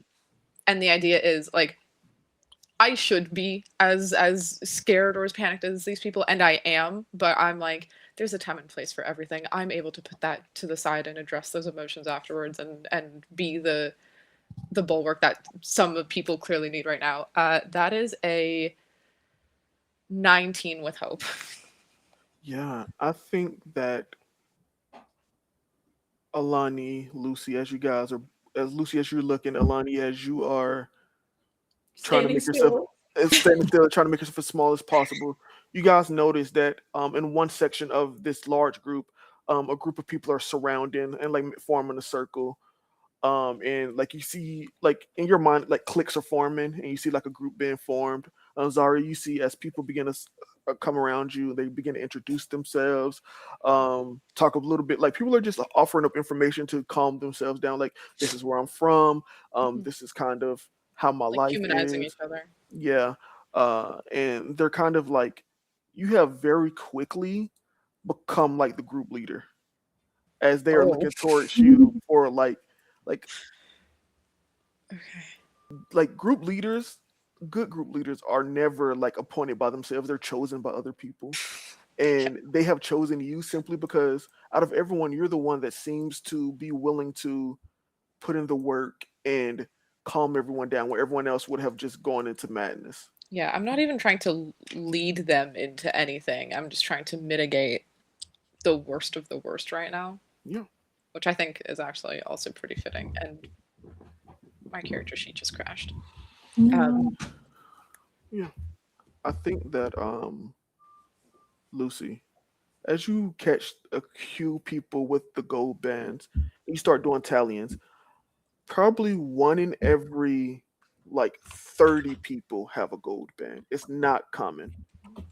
Um, and they all have a different look on their face. Like this is expected. Like you've seen this face before. It is the face of somebody that knows magic. You've seen it at the Absolute Monarchy Guild. You've seen it. No, not you, Lucy. You were in the Absolute Monarchy. You've seen it at people that have come to your land, to your town in Cinder Hollow that know how to use magic. You've seen it. Um, and there's also another look besides the magic. There's people that are battle hardened. have scars on their face and their forearms. Um, maybe they have seen war. There's something different about the people with the gold bands for sure. Okay. She's gonna clock the ones that she can see Hmm. and just kind of file that information away for later. Um, in case she ever feels the need to seek out those people for any reason at a later point. But she is kind of intrigued by she kind of starts like not panicking a little, but as she sees like groups forming, she's like, oh great, it's like the town all over again. And she's kind of and just like kind of a discomfort there, like, Hmm. well, hopefully they have a library here. I'm sure they must, right? And she'll just kind of like look around and she'll go, I think she'll probably notice the group that is surrounding Zarya simply because like they don't it doesn't seem like they're giving off a vibe that is like something that would deter Lucy from coming over. Like they seem like they're like being kind to each other and like opening up and reassuring each other and stuff. And that she's like of all the kind of groups she sees forming, that's the one that would draw her the most. And so she will like sort of edge over there, like like slowly, nonchalantly, and she'll just kind of like hang out along the like edge of the group and Yeah, just kind of get a feel for it. yeah, it's a very warm and inviting group. I think that every you see like as you're in this group, you hear like playing and laughter from the kids as they're like running throughout the docks and pushing each other and like tumbling on the docks and like having fun. And I think you see also the person that is kind of leading this group, kind of handing people food, talking to people, and like calming people down. Something you notice is that the people with those gold bands, slowly but surely, they're making their way towards each other. They don't. You can tell they don't know each other, but it's like some pattern recognition of like you're similar to me in some way. And you see that this group, the best way to describe it is that they're meeting up under different pretenses than the rest of you guys. It's like they don't know each other, but they have some inkling of like, oh, I get you. I understand Mhm. you. We have experienced the same things. And they're not a talkative group by any means, but there's a level of the air and seriousness around that group is a lot different from everyone else. Mhm. Um, and as you're having that moment, you begin to see a large vessel approach. And vessel is appropriate because this is the docks and it does not look like a ship. What you see Okay. flying in is a giant mechanical moth, and its wings are just flapping in the sky as it's coming down. And then it lands on the ocean. And what would be like its back, you see there is where the crew is, and they're manning the giant moth. You see the workers on there. And as it gets closer to the docks itself, you see windows and where the body would be inside of this giant. It's humongous. It's like it's larger than a yacht. It's a huge. What's up? Is this technology? Does it look like this is powered by technology or by magic? Like, is this steampunky like Inacia, or is this something completely It's foreign? something entirely different. Okay. You have no idea how this operates, and you see through the windows. You can see that they have already collected people because they're looking out through the windows, and Like you we're just see, another stop. yeah, you see somebody like at the very top of where the head is shout out, "Welcome aboard the SSL&M," and you see that at this point, all of the people that were blipping in and out have all now they're here now, and you see as um Kogo, the monkey man, like he jumps on people's heads in the crowd as he's going across. He's stepping on heads, and he makes it to the front and says, "Hey, all, everyone!" And then he recognizes you, Zari, as you got people, and he like gives you a look of recognition. And says, "This place is definitely not a cult. Let's go on board." And that's where we'll take our break. We'll do 10 minutes, and then we'll come back and resume from there. He's like, not a cult. Not a cult.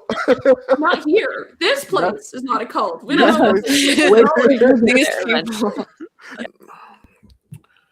Okay, as we return with our newly appointed people on this weird moth machine,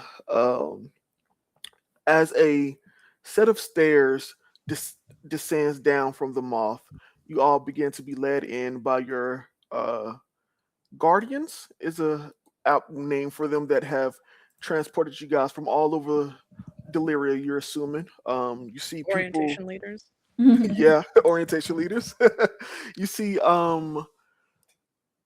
people that definitely aren't for freedom. You see people that have different skin colors. You see people that, like, even the tieflings and the humans and like dragonborns that you'll see normal colors from, they have different colors because of just where they grew up in the world and the environments. Um, you see there are some people that have like fins and gills, and webbed feet. You've never seen anything like this or read anything like this. Maybe they're from underwater, who knows? You just see a smattering of different people, and they all are being led onto this vessel. And as you enter this vessel, it is truly like entering like the grandest hotel. It is like these spiraling stairs in different sections, these multi-level layers of rooms. There's elevators that go up and down. It is in these beautiful golds and blues inside the ship. Um, and you see that awaiting in little bow ties are spectral servants in the shape of lomogryphs, waiting to attend you all.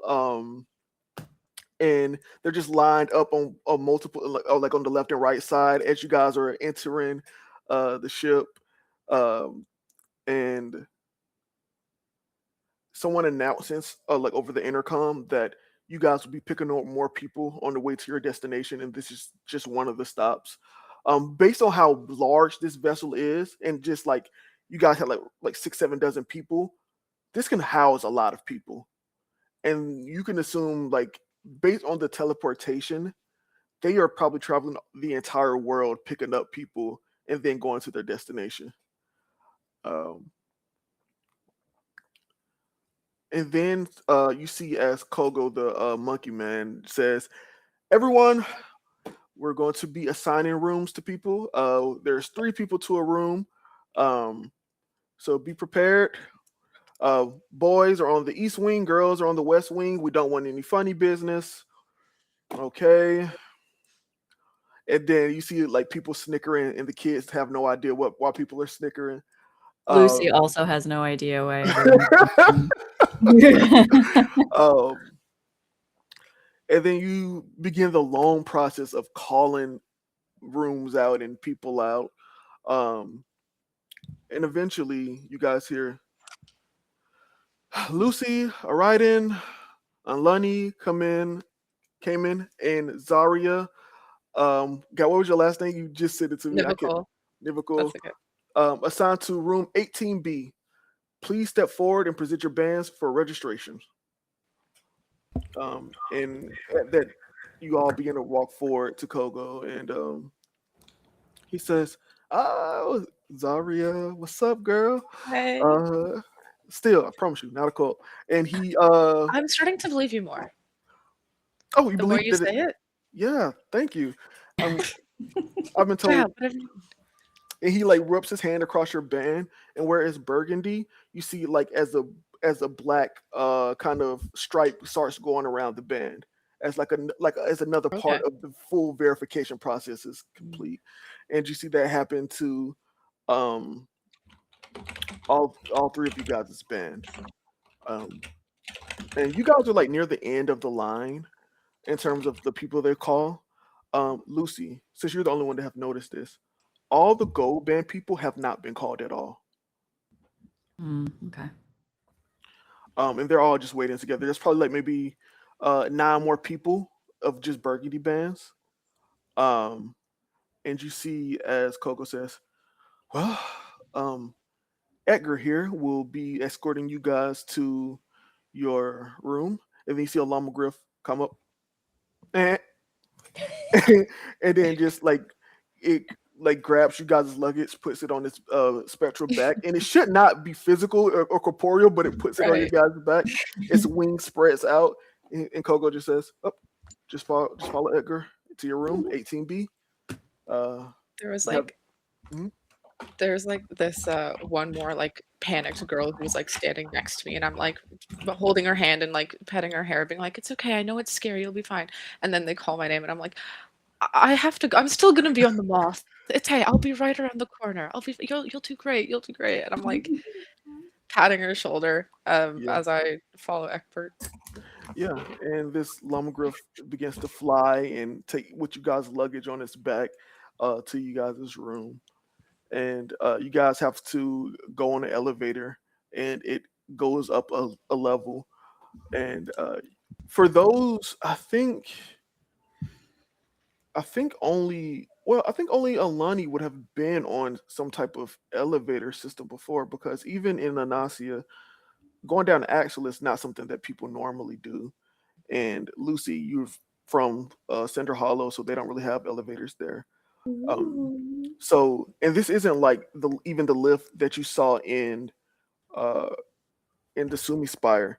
It it operates almost essentially like elevators in our world, and it just kind of goes up, and you guys hit the second floor, and then you see Edgar kind of shake a little bit.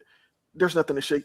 It's a ghost spectre thing. It doesn't need to do that, but then it walks forward, and it guides you guys to your room. And on the door it says 18B, and Edgar kind of it passes through the wall, and then your luggage gets knocked off of it as it goes through the wall, and it sticks its head back out, picks up the luggage, and then the door opens up, and then it actually properly goes through.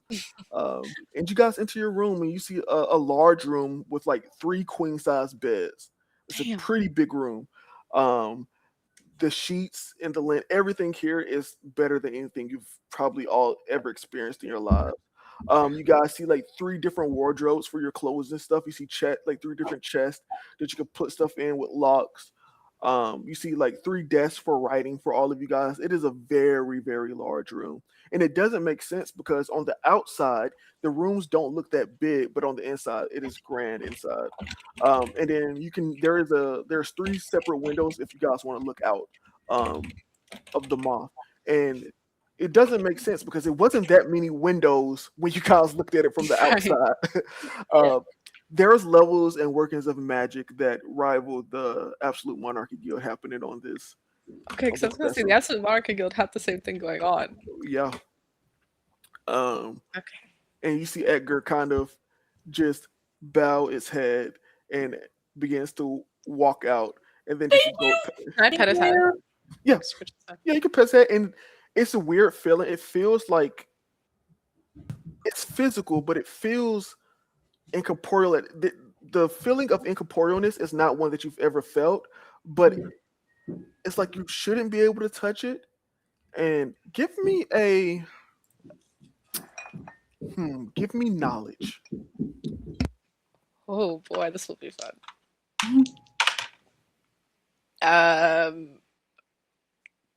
9 on failure. Fear? No, fear. Fear. Okay. Oh my gosh. Um, I need to get that description. I think you can't wrap your head around any way that this works. Yeah. Oh, Like it was oh, an instinct reaction, like the way you like if a dog comes up to you, if a cat comes up to you, like feel like, okay, thank you so much. having mentally forgotten that it was incorporeal. It's like, oh, okay, you're not dog. Yeah, it's not, and you can touch it. It just there's something special about it, but you don't know what. And Edgar kind of just like leans his head into your hand and then flies through the door, and you guys are left over open to your own devices in your room. Hi. Hi. I turn to Lucy.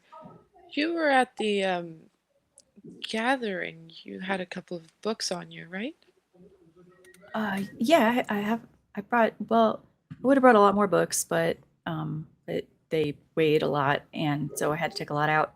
So I only have 2 books. That's Do you not. want to see them? Just gonna show Sure. you the 2 books. Sure. What are they? What are the 2 books? I wish I had thought about that.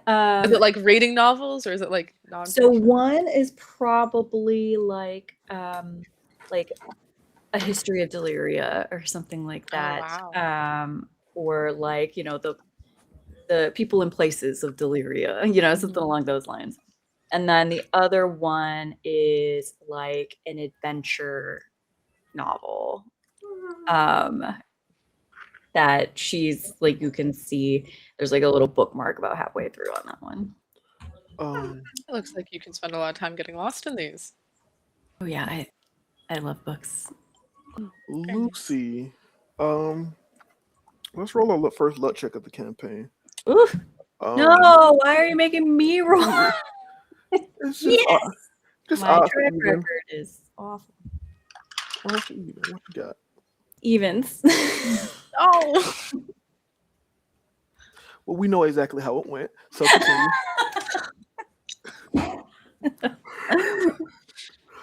Every time, man. Every time.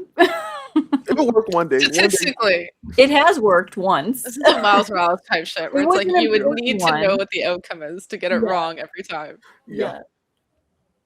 Don't take me to Vegas, guys.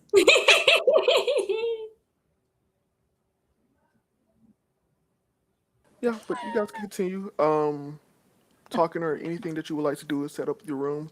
And it's y'all's. They haven't made any announcements about anything that's happening anytime soon. So I only brought 1 book with me, and I'll pull out a cookbook from my bag.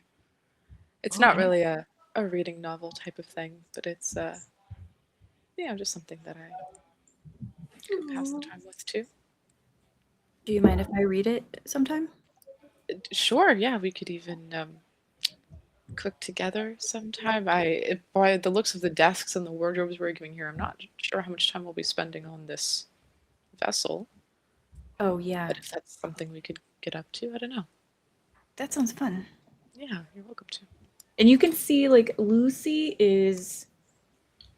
she's like beautiful, but she very much holds herself like someone who does not know that. And she's like, if she could kind of make her like fold herself in half to make herself less conspicuous, she would.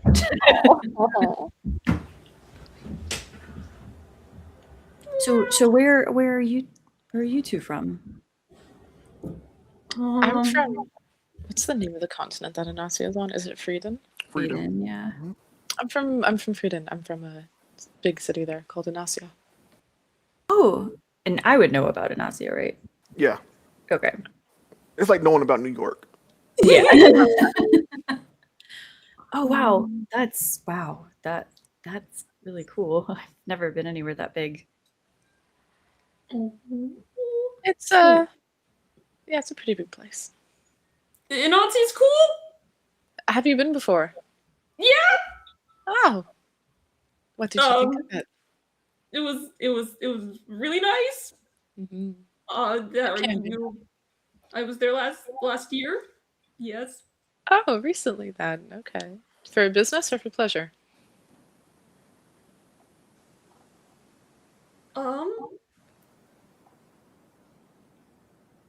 Pleasure. I'm sure it was. Yeah. It's a really nice place. Made a lot of good. There's a lot of good people there. Mm-hmm. Mm-hmm. Well, I Wait, can't take all the one credit of for how them- nice of a place it is. I just live there.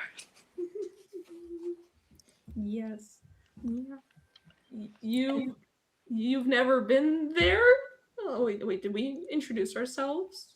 Well, they Yeah. called our names. They did call our names. Lucy? No, I've never really been outside of my town. Have you ever heard of Cinder Hollow? I think that Unlani you would have, not like in great detail, but you've heard it. But Zarya you wouldn't have. Oh, I've heard of that place. Tell me more about it. It's small? It's pretty small. So it's full of fire genasi. We kind of provide like coal to a lot of places. There's a seam that runs under the town. I'm I'm obviously not like fully fire genasi. My mom's a fire genasi. My dad's an elf, and um, so I'm something in between, I guess, or both. Both, yeah. Um, and yeah, it's pretty small, but it's a really nice town. My grandpa's the mayor. That's really Oh wow, cool. very nice. Yeah, but this is the first time I've ever been away. No. It must be really scary for you then, but you don't look really scared, so that's good. I think it's more. There's a lot to like take in. Mm-hmm. I A might be lot of it scared is of wrapped theater around. when I can think about it properly. That sounds about right. That's usually how the process goes. Mhm. Where are you from? I'm Um, from the Storm Isles, but I've been a little bit everywhere the past year, so yeah, I'm they actually I don't know, well you guys probably came from the places you were at, but I was at the Silk Spire just now. just now, as in Well, not just now, as in I guess that was a few hours ago, but it's nice there. like the week to get up to. Were you guys also given a week to get I to? was, but it took me about 2 hours. Oh. Yeah, it took me a little under a few hours too. I mean, it was just at the bottom. There's I like mean, an I was exasperated running. envy. in this I part of ran. the It would have chat. taken longer if I wasn't running, but I basically ran the whole way. Probably would have Huh. taken me like 4 hours otherwise. Oh wow, a whole afternoon. You see why Yeah. Koga now was apologizing to you about it having to take a long Okay. time. Yeah. Huh. So I guess you guys led pretty quiet lives, or at least if you were, traveling from place to place or growing up in a small city, or is it, or are the towns like hustling, bustling themselves as well? Oh no, not. I mean, there's a lot of hustle and bustle nearby. There's like a really big art community nearby. Oh, But that's nice. my town, we kind of just stick to ourselves. And I spend almost all day, every day in the library. My dad runs the library there. I spend more time in the villages of the books than in Cinder Hollow. Yeah. Aw, that's good. Books are great. Yeah, Books yeah. don't judge. Yeah, I guess there was some bustle. There's a lot of hustle bustle at Sumi Spire, but I wasn't doing a lot of it. Gotcha.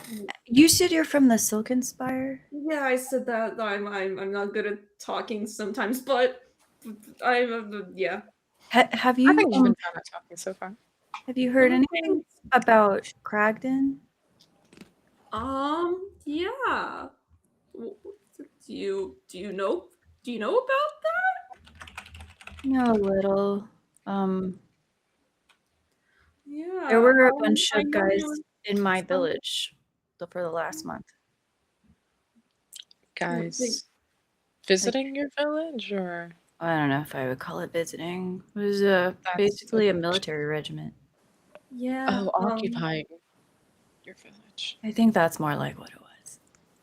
Alani lowers her voice like, yeah, before I left there was something brewing.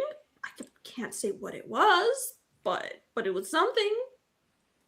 I mean, they didn't tell us much, and they kind of came under the guise of just hanging out with brethren, being a town full of fire genasi. But then right before I left, it kind of became something else, and there was something had changed. And anyway, I'm sure it's fine. I'm sure my family's fine. Alani, let's roll a luck check to see how much information you actually got from your people that you were speaking to in Assuming Spire.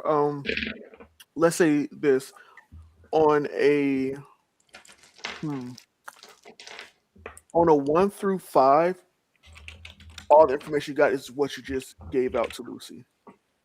On a 14 or better, from a 14 to 17, it's really good.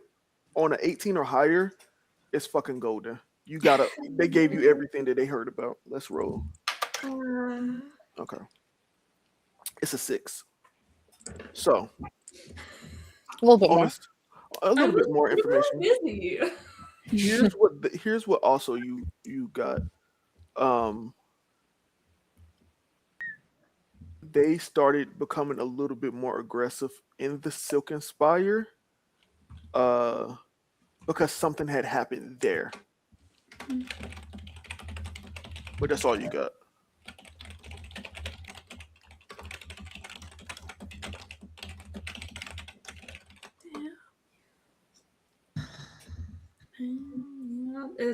Yeah, there was something had happened.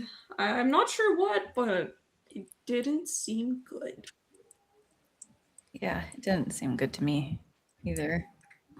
Is your family okay? I don't know. I'm sorry to hear that. I hope so too. I'm sorry to hear that you guys, you seem to have departed on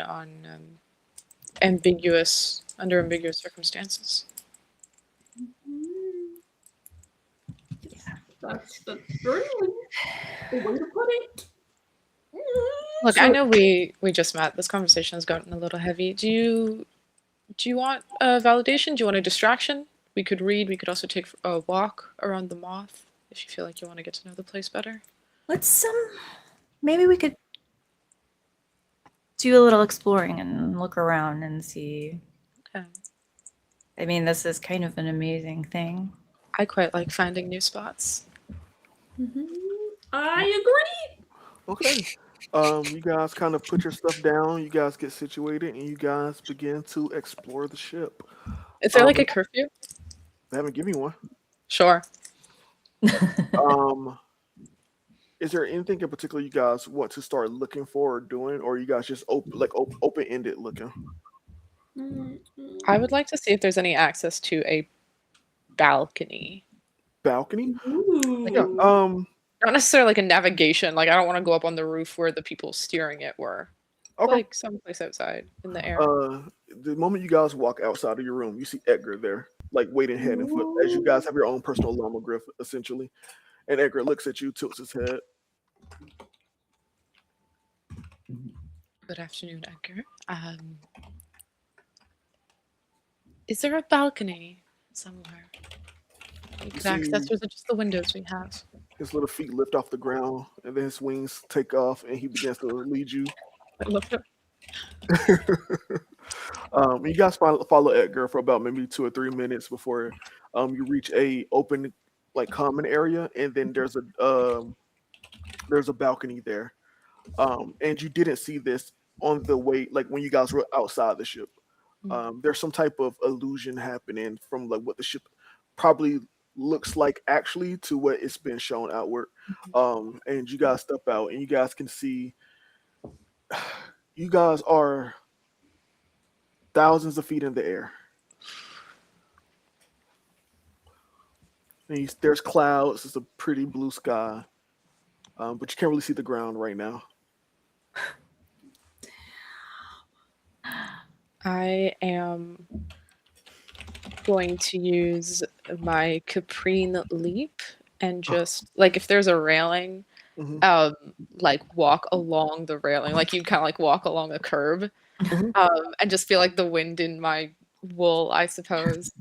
Yeah, as you leap on the railing and you put your arm out to like kind of balance yourself, you see that as soon as you like try to extend your arm out, doop, there's a there's a barrier Okay, right there to protect anyone from accidentally falling off. right. I'll still walk along the railing just to have that like height, and it's like a little bit more up in the air Hmm.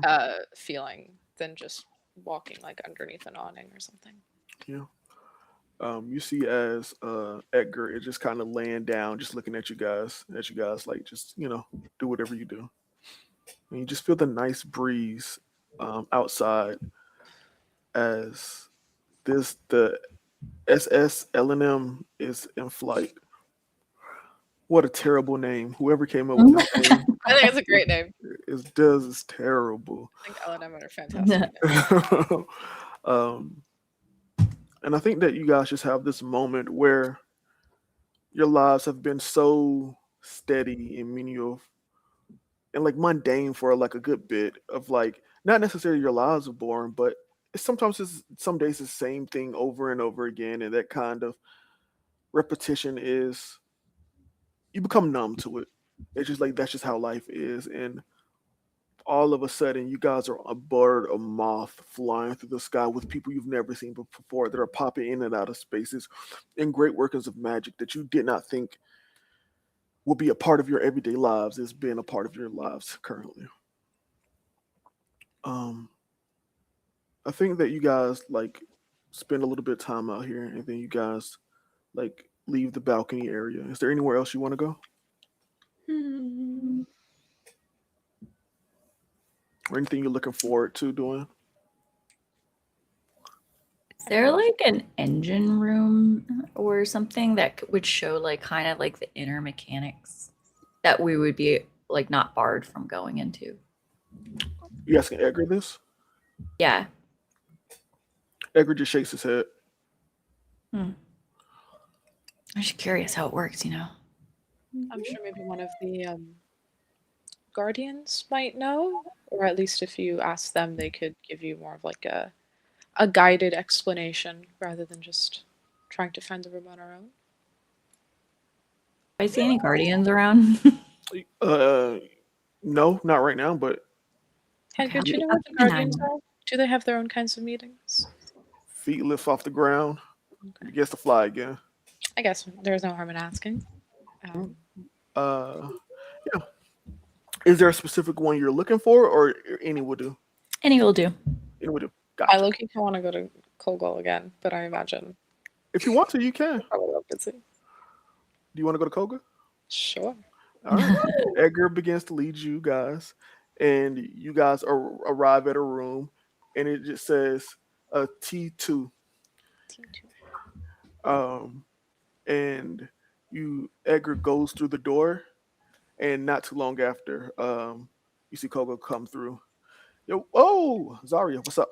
Hi, I'll give him the same like little salute Mhm. and be like, I mean, if you were watching, if you were paying attention, you know where or what Inasi is like, or the technology at least that I was coming from. We were just Never been. wondering. Never been. Okay. Very technology heavy. A little Mhm. bit of magic, nowhere near the scale of this, as I'm sure you can imagine. We were just wondering if, to make ourselves feel more comfortable during this trip, if there was some kind of way we could like watch how it all worked, or the wings Absolutely of not. the ship How does it under work? supervision. Nope. Okay. That is Is really it- dangerous. Oh, is it like magic? Is it mechanical? Is it both? Both. What's like the ratio? What is the ratio? I'm not gonna lie.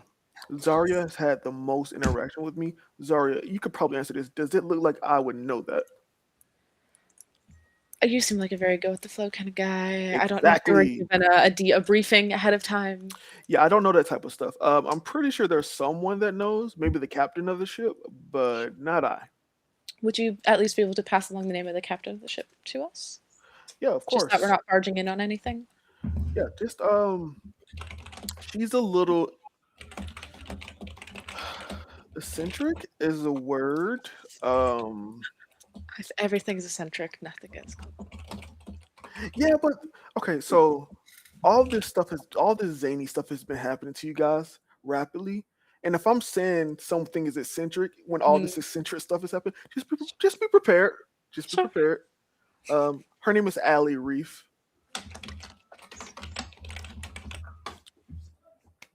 All right. Well, I have to go back in the room and plan the next couple of days of cult activity. See you later, Zarya. He just closes the door and walks in. Hi. Oh, well, He's that's messing. He's messing with cult? me. He's messing with me. I'm just like gesturing to the door. He's messing with me. It's fine. Surely. Sure. Do you know where we're going? Would you know what this is? Do you know where we're going? My invitation wasn't very clear. Um, I believe opportunity. opportunity. What was her name? Raven something. Miss Ravenshade. No. If I'm going to be entirely frank with you, no. Maybe they'll teach us to drive giant mechanical moths. That would be pretty cool. I mean, I would be okay with that.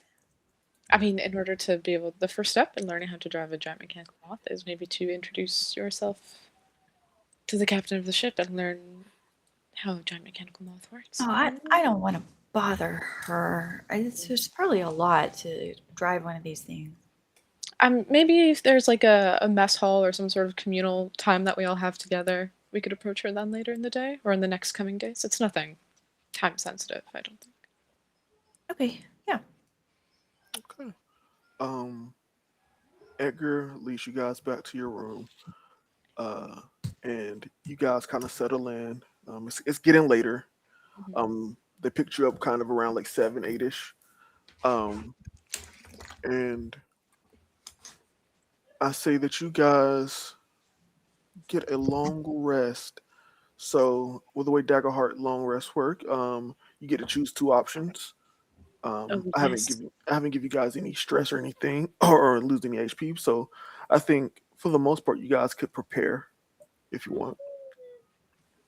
Um, I remember where the long rest stuff is actually on the different website that you showed us, not on Demiplane. But is there like a window Yeah, with it the is. We see downtime at the Oh, top right. downtown. That's what it's called. Um, or you can work on a project if you would like. I don't know if any of you guys have any projects you guys would like to start, but you can. And the way projects are going to work in the campaign is that you give me your idea, your pitch, and I'll determine how long or how many project long rests you need to do before you complete it. Okay. Thinking Um, about what I would get up to. yeah, but I'll just say for this very first long rest, nothing really particular happens. Unless you want something to happen, feel free to interrupt me. But if not, we go to the next day, and as you guys begin to awaken, you see Edgar there in front of the door with 3 different suitcases with your name with each in your individual names written on the suitcases. Are these the suitcases that we brought ourselves? Nope. No, new suitcases. Okay. Oh. Oh, I could have fit so many more books in this one. Okay. Thank you. Let me help you carry those in. Lucy, this one's for you, and Lonnie, this one's yours here. Do they feel heavy? Is there anything already in them? I mean, heavy is dependent on the person. Sure. Does it feel It's like weighty. an empty suitcase? No, it's weighty. It has some weight Okay. to it. You guys begin to open it up. I guess Yuletide came early. Yeah, you guys begin to open up the suitcases, and inside is various clothes. You see, you begin to take them out. You guys see this burgundy robe with like the inside, like linen, like part of it being gold. You guys see like different vests, different pants that are like black and gray. You guys see like ties and bow ties that are like golden or black with like different accents to it. You guys see stockings and skirts and pants. Like it's just a whole cacophony. And then you guys see different shirts and vests and even the robes all have the symbol of the llama glyph on them. Cool. Ooh. And then on each side at the bottom of each of you guys's uh, suitcases is a note. Ooh. You guys begin to open up the notes and read them, and it just says, "These are the uniforms to be worn while you are with us during the days." And it just kind of notates, "Please put these on when instructed to do so, like on your voyage." Essentially, Okay. you don't have to wear them now, but they are for later on. And like as I'm taking them out, I'm already putting full outfits together with them since we're giving multiple tops and multiple bottoms. I'm like Yeah. I'm not sorting them by type of clothing. I'm like making full like a Monday, Tuesday, Wednesday type of thing. Yeah, and this is above board. I didn't give you guys a set uniform because I wanted you guys to get creative with however you're wearing them. Mhm. You can wear them in any way. They just have to be worn. But you I guys get creative with how you want to wear them. Are there really flowy dresses included or There flowy could, skirts? there could be really flowy dresses and skirts in there if you want. I'm going to have to take these in for alterations. Okay. And you guys do see that like they are tailored to fit you guys' exact measurements. I don't have to take these in for Nice. alterations. You guys, let's just say, I think you guys kind of are starting to get like, you guys are starting to pick up on some things. The blood on the letter, the band, all of that has been played into like everything that has been specifically tailored to the individual. Yeah. Um, but a day is ahead of you. Um, is there anything particular you guys want to do on the voyage? Because we're about to do like a montage, kind of like of time passing. If there's any important conversations you want to have as a group, you can. If there's anything you want to see or do on the ship, let me know. But we're going to be like going ahead in time. There's about like above board. There's about a week before you guys arrive at your destination. So, is there anything you're going to do? I have ideas, but if anyone else wants to first, Okay. or if you guys need time to think. Okay, I would like.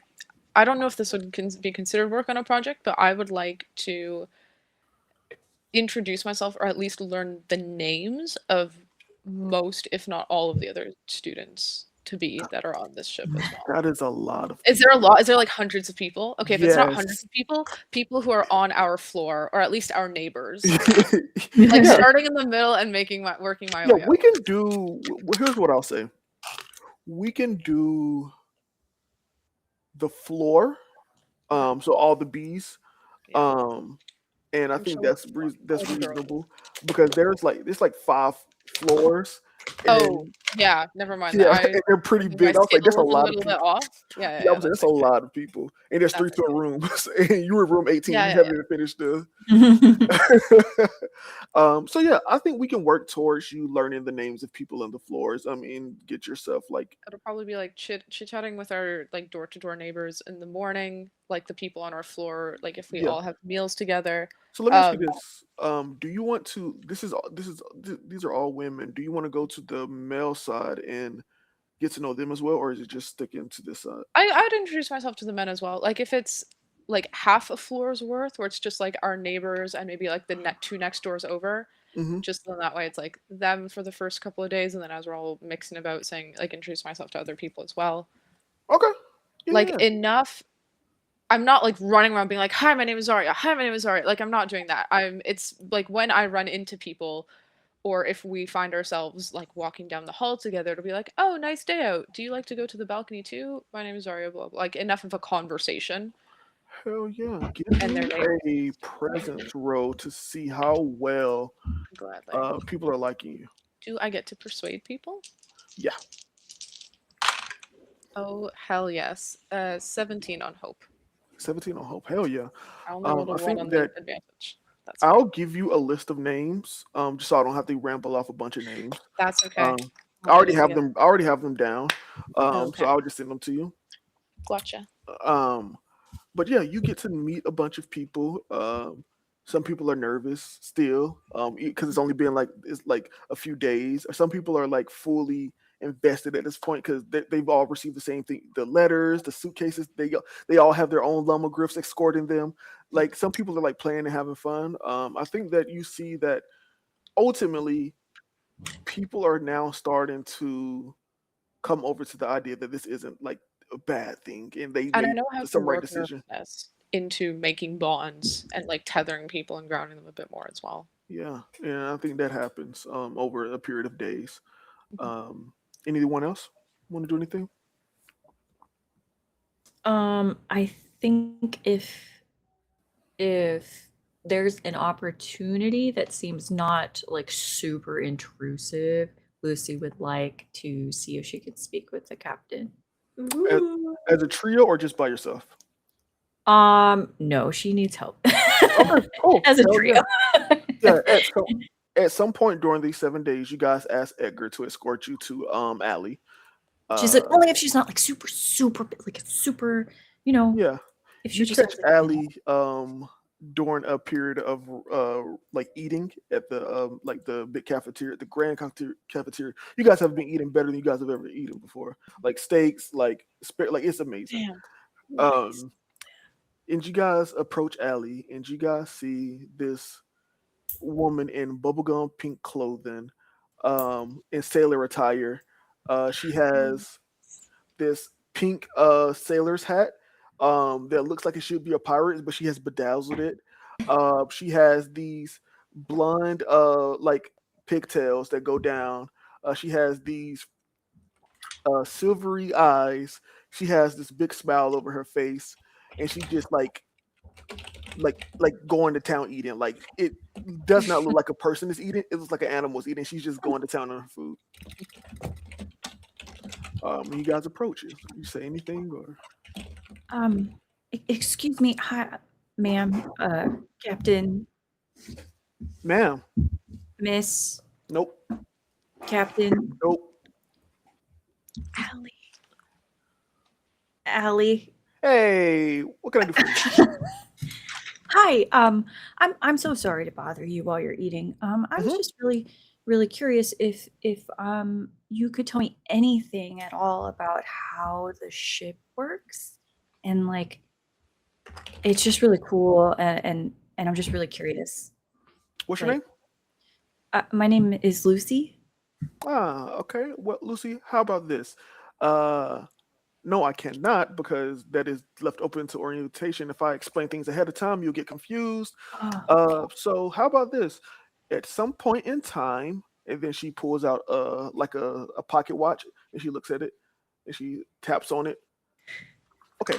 At some point, when you fully are into all of this, come back to the ship on the docks when we land, and I could give you a go around. okay. Okay, yeah, that would be great. Thank you. Yeah, sure, no problem. All right, now it's time for payment. What would you like? The usual, like. And then she thinks for a moment. I don't know what is the usual. Nobody has ever asked me to do this before. Hmm. Um, But as a what? pirate, I should get payment. What's the currency exchange rate with wherever we're going? Do they use gold pieces there? Do they deal in other manners? You'll see. We could tell you a fun fact. Ooh, what's a fun fact?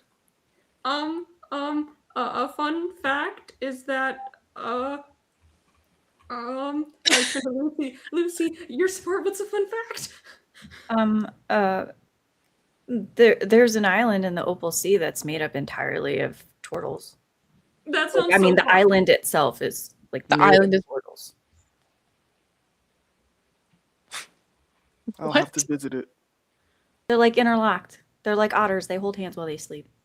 That's really cool. I want to go there now. To go to there. We could go I there mean, I can now. show you where it's supposedly is. I read about it. I can show you where it is on a map. We could go there now. And you see her, she's just repeated it over and over again in her head. And like you see as like she has this idea pop up in her head, and then you see a voice like she has a band on too, and a voice pops from the bracelet, and you hear a mirror raven shade voice come through. Ali, no. And she's oh. and, and you see Ali just get dejected, and it didn't sound like a live recording. It sounded like anytime Ali gets an know what you're idea, doing. or gets an idea, it's a no. I love it. um, and she just says, "Okay, well, we'll figure out payment later." Okay. Oh Thank you. She's just gonna like awkwardly walk away. Yeah. As you guys leave this, is there anything else you guys want to do? no. Is there a place where all the old people are converging? Old people? No, not really.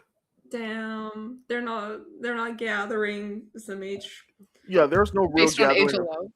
Yeah, there's no Yeah. gathering of just age alone, because everyone's been like sorted into like different rooms. I think the only gathering that is similar you see are the children. They're all like been put in the same rooms together, but other than that, nothing. Do I see the gold banded people anywhere? You've seen them throughout the ship. You see like they're also three to a room, but you haven't seen what floor they were placed on because you didn't stay long enough to see. But you see them out and about walking together in groups of three. What does it seem like they have spent their time on the ship doing? Like when are they just like hanging out or? Yeah,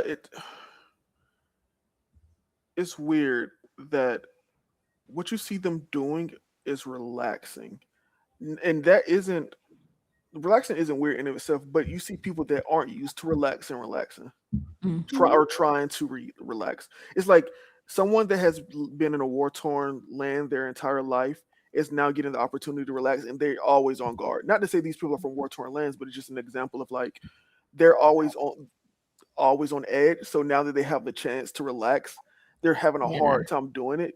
So like even when they're like, for example, let's say if you see one just sleeping on like a couch or something, they literally have one eye open. Okay. Huh. She is intrigued by these people. Yeah, if you want to, you can approach some.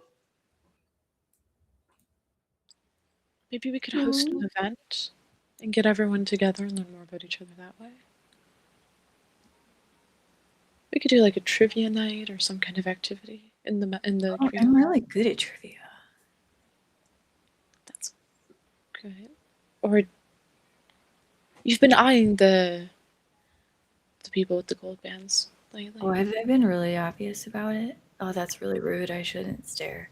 I don't know if they know that you've been staring, but you're not very good at being subtle about it. Yeah. You're staring at them like they're books. Well, I just find them very interesting. I mean, they're different than the rest of the people, and they just have a different vibe, and I'm just trying to figure out what it is that makes them different. Have you figured it out?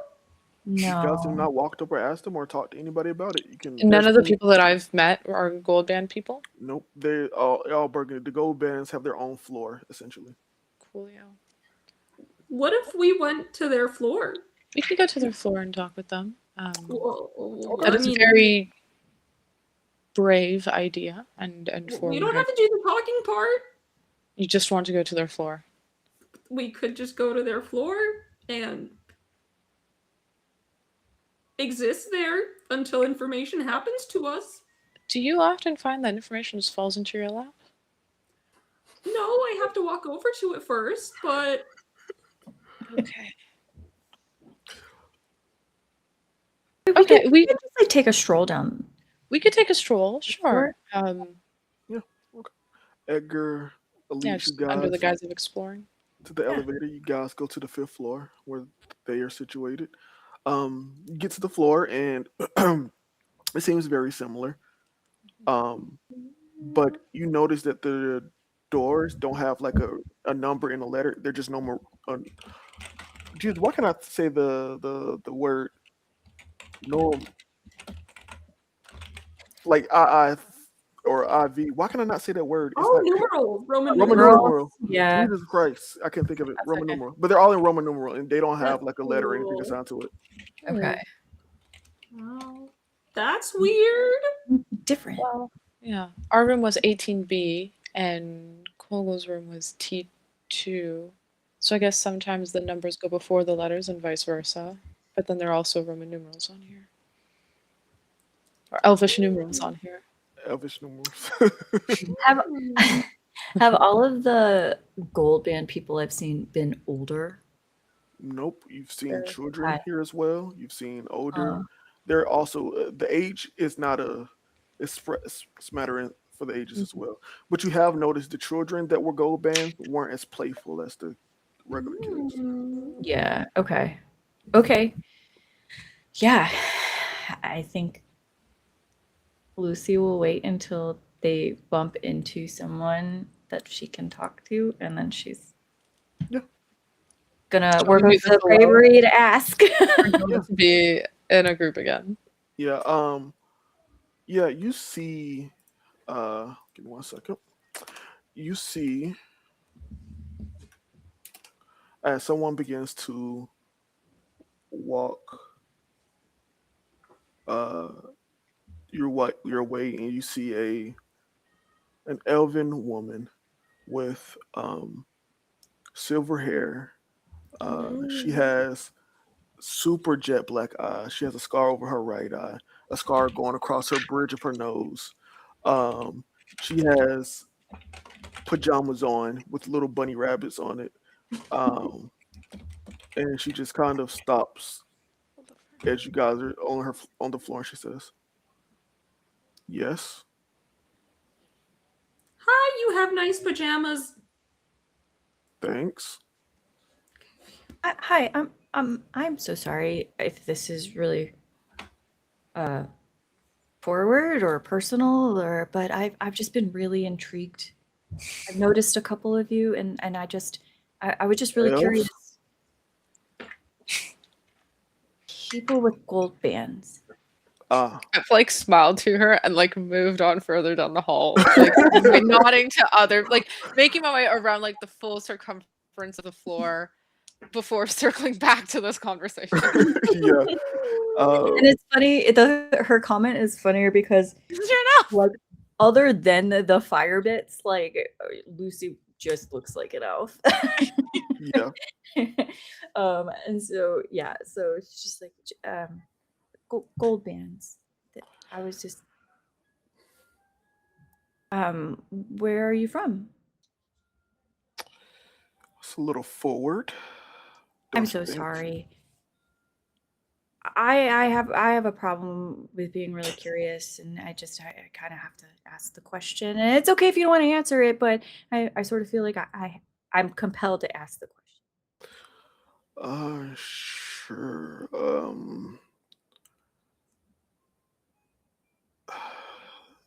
I'm from an island, I'll say. I'm also from an island. That's really cool that we're both from islands. But we have different band colors, so it's probably not related to islands. Sure.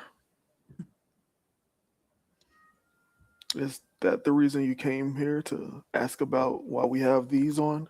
Or why you're Yeah, in Burgundy? Kind of. yeah. Is that this is everyone with a gold band in a similar position as you? You could say that. Okay. If you're looking for answers, you're not getting them from me. Maybe ask someone else. Okay. Well, thank you for your time. I'm sorry for bothering you. Yep. Okay. And Oh, then she what's says, your name? you said what? What's your name? Zyla. Hi, Zyla. I'm Unlani. Yay. It was nice to meet you. This was Lucy. Yep, nice to meet me too. Snippy, let's go. And you see her Lomogriff comes. Nice to meet you too. Oh my god. And she begins to make her way to the elevator to go downstairs. Yeah, Unlani turns to Lucy. I think that went well. Well, it went. Okay, I'm sweating, which is really funny And coming from her. Zari, as you are making your way like around, like Mm, you still haven't made your way fully around, yeah, that's um, you see as someone stops you and says, "Hey, how you doing?" good morning. I'm doing quite well, thank you. And yourself? I'm pretty good. And you see a red scale dragonborn. Um, he has these like sharp fanged teeth, and he has like tattoos from his eye going down his face to his neck to his arm, and they're all in these different runic and glyph patterns. And he is in just normal clothes. He has a buttoned up a white shirt, like belt, slacks, and he has like dress shoes on. And he just says, "Can I help you?" I wasn't looking for help, no. I'm just familiarizing myself with everywhere on this ship, or at least the floors. I wasn't trying to pry or anything. Oh, okay. I'm just haven't seen you up here before, so I was just seeing if I could help in any way. It is my first time, but thank you for extending that courtesy. Could I ask, when you got your tattoos, I noticed they extend over onto your horns a bit. Was that a difficult thing to do? I've always been fascinated by, horn care and jewelry, but I've just never really had the time to invest in that, you know, to put time into that part of my appearance. No, difficult. I wouldn't know. It was done to me, not a kind Okay. of a choice type of thing. I think they look quite impressive. I'm glad you think that.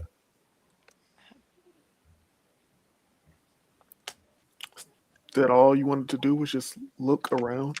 Uh, yeah, I mean, I know that I have your attention. What have you been up to the past few days or the past week that we've been up here? I haven't really seen many. I've seen a few of the same faces out and about, exploring as well.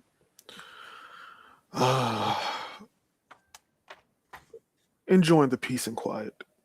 That's what I've been doing. That's good. It's good to be able to get a moment to yourself like that. Yeah. What have you been doing? I've been, I guess,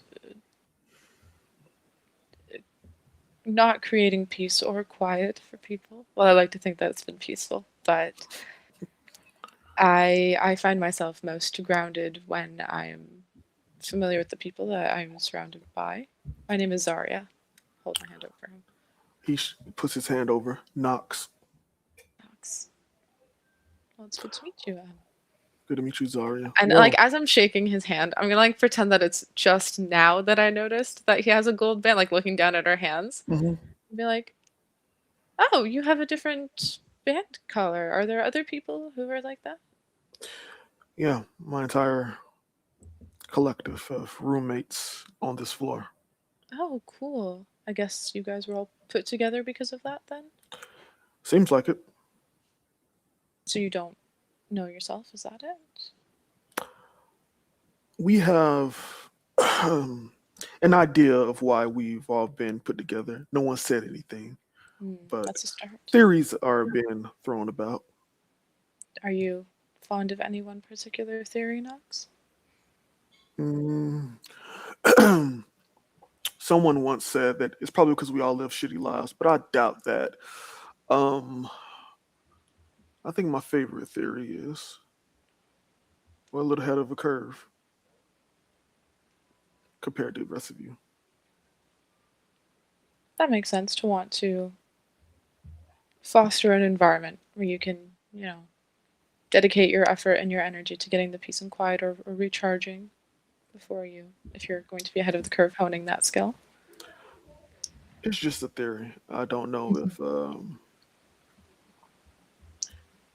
if we're actually ahead of the curve or not, but seeing as the bewilderment on all of you all's faces every step of the way, I'm assuming so. I guess it has yet to be disproven then, but I'm just trying to find the silver lining in whatever theory is thrown my way. Well, you know, I'm not gonna lie. If I could trade places with you, I'd much rather be bewildered and excited on new adventures than live the life I did just for a gold band. Mm. I would in turn say that we could trade lives, and I'd rather be more knowledgeable and maybe less naive and excited, but I have a feeling that we're going to get answers eventually. I'm in no rush. You see, as Knox like walks closer to you, and then he traces his finger around your horn and just says, Okay. "Ignorance is bliss. Have a good day." Likewise. And then he stops as he's walking away and says, "If you're curious, hmm, there's a meeting that we're having with all of us in about 7 or 8 hours. You'll be my plus one. I'll see you this evening then. See you this evening." And you see this Knox begins to walk. And you see someone like picks their head out of the room, and they're like, "Knox, come on, playing cards." All right.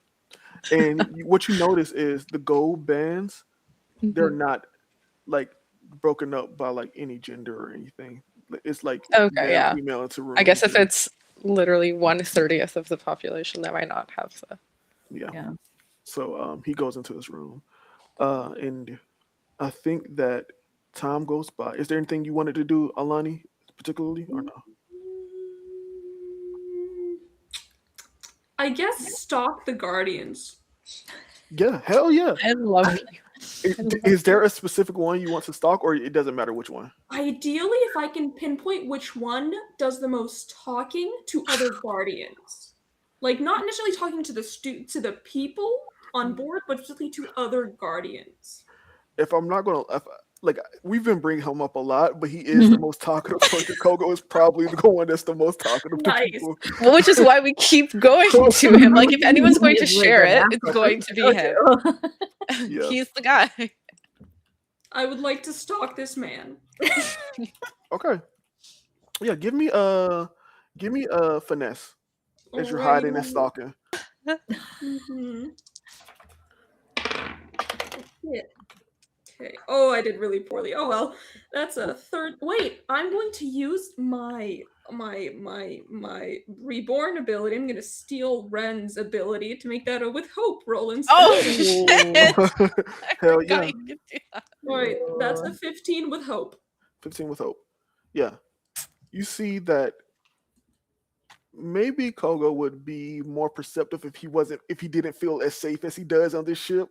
So he just la di da di da da. He does not notice you at all as you are just like slink into a corner, go to the elevator, hide, and you're hiding from him and he doesn't notice. But if we like expand out, we see people looking at Alani like, what is she doing as she's going through?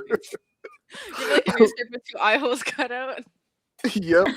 Doing the like parkour roll, like Yeah. You do the full fork land roll and then just sneak forward. And everyone is seeing this that has eyes, but Kogo is literally just oblivious, just just walking through the halls. You see as Kogo like goes to like the mess hall, he eats a little bit. Like you have like the glasses and the mustache off in the corner, watching him eat as you eat. You see as he goes and he like plays around and jokes with a couple of the other passengers aboard, not teachers, but other passengers on board. You see as he goes and talk to other guardians and stuff like that, and like they all seem friendly with him and like, oh, okay, yeah. He just seems like a very pleasant person to be around. That's always happy and cheery. I think that at some point you follow him and he goes to a private area, and you see as he kneels down on his knees and he puts his hands together and you see him begin to pray. And as he's praying, you see this purple light begins to emanate from him, and it begins to swirl around him. And then you see as like little flecks of motes of magic begin to float off of him, and then they stay affixed in the air. And while his eyes are closed, you see him reach to his side and very quickly pull out a katana, and then like with his eyes closed, slash at the lights like he's practicing. And then he puts the katana back, closes his eyes, releases more motes, and they come out. And then it's like he's just keeping himself sharp. And he gives off the impression of someone that's very playful and cheerful, but you see him being very serious in this moment. And you watch him for a little while,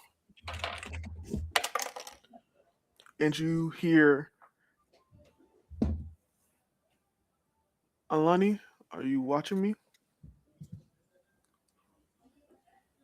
Maybe If I you're close going- my eyes. Not anymore. And he opens his eyes and looks at you, and he just starts laughing.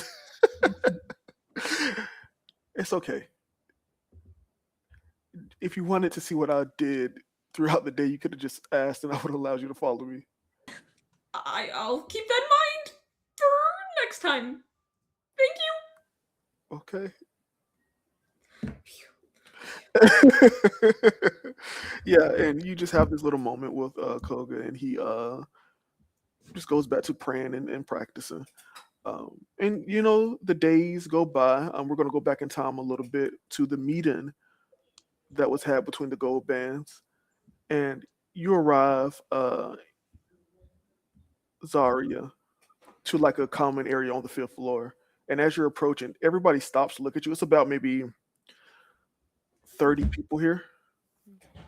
And you see as Nox stands up and says, "She's with me." And everyone's kind of like, okay, whatever. And you kind of sit down next to him, and he just says, "I hope this is everything you wanted." And you see as a tiefling man stands up. He has golden skin. He has long horns that are like like they are the longest horns you've seen on a tiefling. They rise up really high, and he has these multicolored eyes that look like a prism, always constantly like glowing. And you see Nox lean over and says, "That's Navash. He is we had to assign something, the most talented out of our group." And Navash begins to speak and says, "Hello, hello, hello, my dear brothers and sisters. It seems that we have a guest amongst us. What is your name?" My name is Zarya. Nivok. "Zarya. Welcome to our little meeting. I'm assuming that Nox here is vouching for you." And Nox nods his head. "Well, it's very simple why I called you all here today. It seems that the others below us are getting along nicely, and I wanted to bring this group together. Maybe we should all become friendly, perhaps, or maybe not. Or maybe you keep the competition in your eyes. And maybe this is a competition, I don't know, but I'm having fun. I don't know about the rest of you all, but my life has been pretty shitty up until this point. But this is a new chapter for all of us. A new time for all of us to experience the world for everything that should have been given to us. And I want you all to know that do not stop until you take everything that is within view. Whatever that is for you. Maybe you want to grow a garden, have the greatest garden there is in the world. Or maybe you want to take over the world. Be the best at that as well. As for me, I would like to one day open my own shop.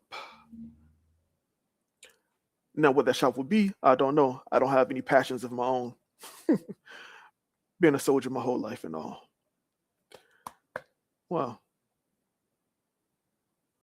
I'm pretty sure you all can guess why we have been given these gold bands as of now. And you see as he whisks his hand and motes of magic appear in his hand. He says, it seems the others have yet to discover themselves. But it seems our hard lives have given us a faster approach to whatever this is. It's not whatever magic they use in the world outside of this. It's something new entirely. Then he looks at you, Zarya. Can you use any magic? Through items, yes, but not of my own accord, no. Suspicions have been confirmed. It seems their lives have not allowed them to produce the effect yet. But that's okay. I'm sure they'll reach our level fast. But we do have the leg up. Nothing is promised in this world, as you all know. So don't get lax. Keep running. Don't stop. We have a lead. Keep that lead. Now, any questions for myself? Well, since we're trying to be friends here. Or actually, scratch that. Maybe we're not friends. Maybe we're all enemies at the end of this. But any questions for me? And you see as a woman that you saw earlier, Zyla, raises her hand. Yes, Zyla. How did you discover your magic? And you see as Navash smiles and says, well, I'm not sure if everyone's prepared for that story. And when I mean everyone, I mean our guest, because I'm sure you've all been through similar things. But nonetheless, she's in our meeting, so we won't change how we're operating. The man that owned me, got a little more aggressive than normally. And I just had a thought. What if he was burned alive? And here I am, still unburnt, and he reaches into his bag and has a skull with a friend. And you see all of them kind of nod in like oh, that's understandable type of way. I'm like 3 seconds too late to the party, and I'm like, yeah. And the Vash says, what about you, Zyla? How did you get those scars? She says, well, I was forced to be a mercenary for a group since I was 7, and I have been fighting in battles since then. I think I killed my first person when I was 8. And the first time I displayed magic, I think I was at the end of my rope, and I just needed to run a little bit faster. And they all kind of like also nod. See, brothers and sisters, there is nothing like trauma to get the blood pumping, isn't it? Am I right? Well, since we have a new person here, and you all have shared similar stories amongst yourselves, Zarya, how did you come about your invitation? Um, While I am no stranger to tales that end in loss and grief, I have been surrounded by that association my entire life. But the receiving my letter was not living through anything like that of my own. I was at home and received a letter by a bird, actually, not through. That was the most out of place thing about that whole experience, is that it was delivered by a bird and not by the post in the city in which I live. And they all look at each other like this is new information. You received your invitation by a bird. Yes, it was by a common pigeon, I believe. Huh. And they all look at each other. What a polite way to receive an invitation. Huh. Does anybody want to tell her how exactly we got invited? And then you see Knox speak up and says, uh, Amara came personally herself and dealt with any issues that would have stopped us from leaving. And thus, we got our bands. I see.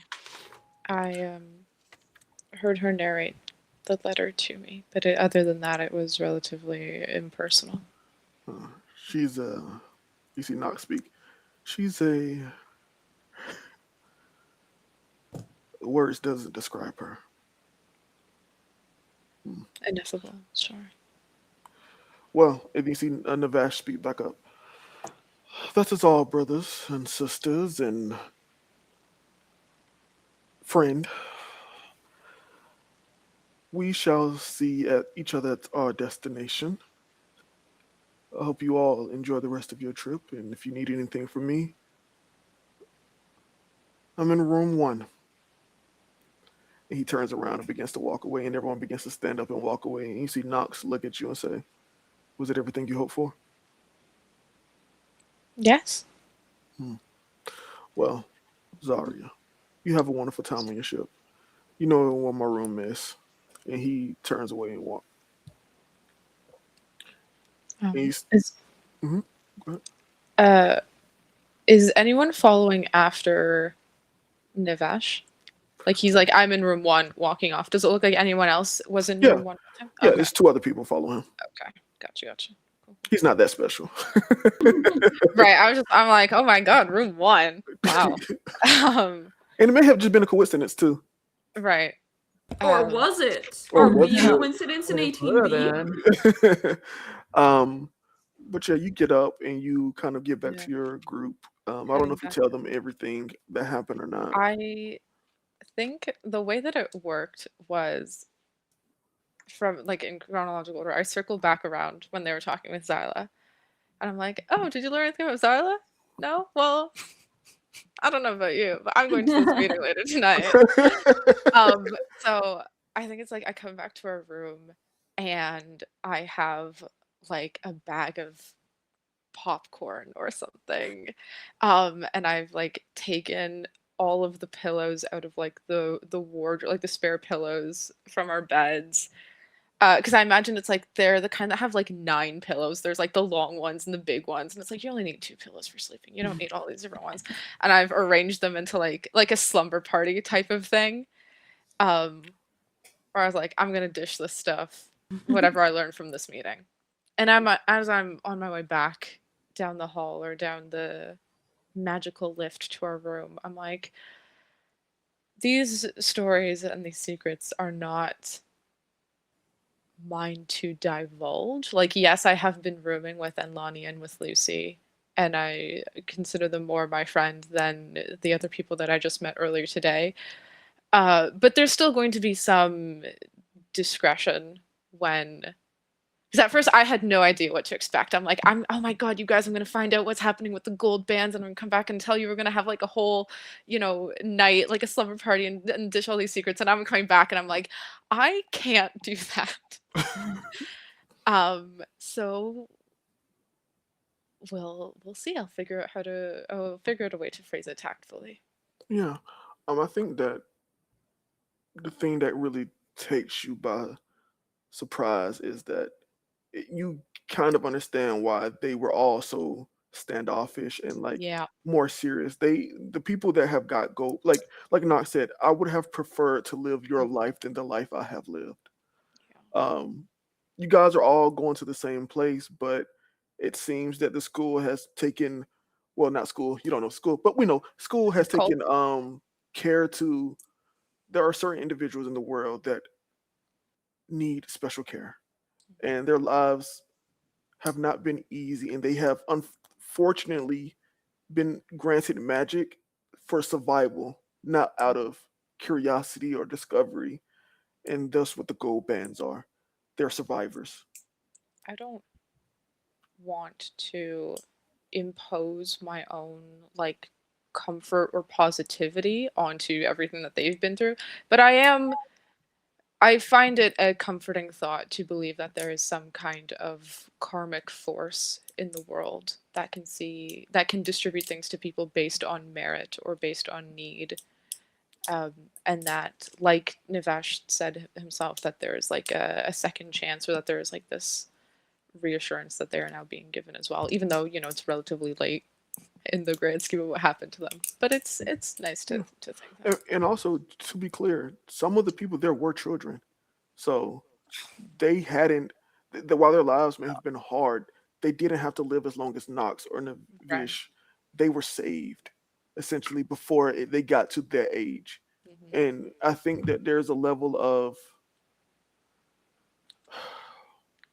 oh, these people, these kids probably are more talented, or you can look at it two ways. Either they're more talented than Navesh, or their lives were so terrible. They needed it. It was way more terrible than whatever all these terrible things they have gone through, that they needed to unlock their magic then Yeah. at young ages. So you're not really sure which one it is, and it could be a mixture of both for all of them. But the days go by, and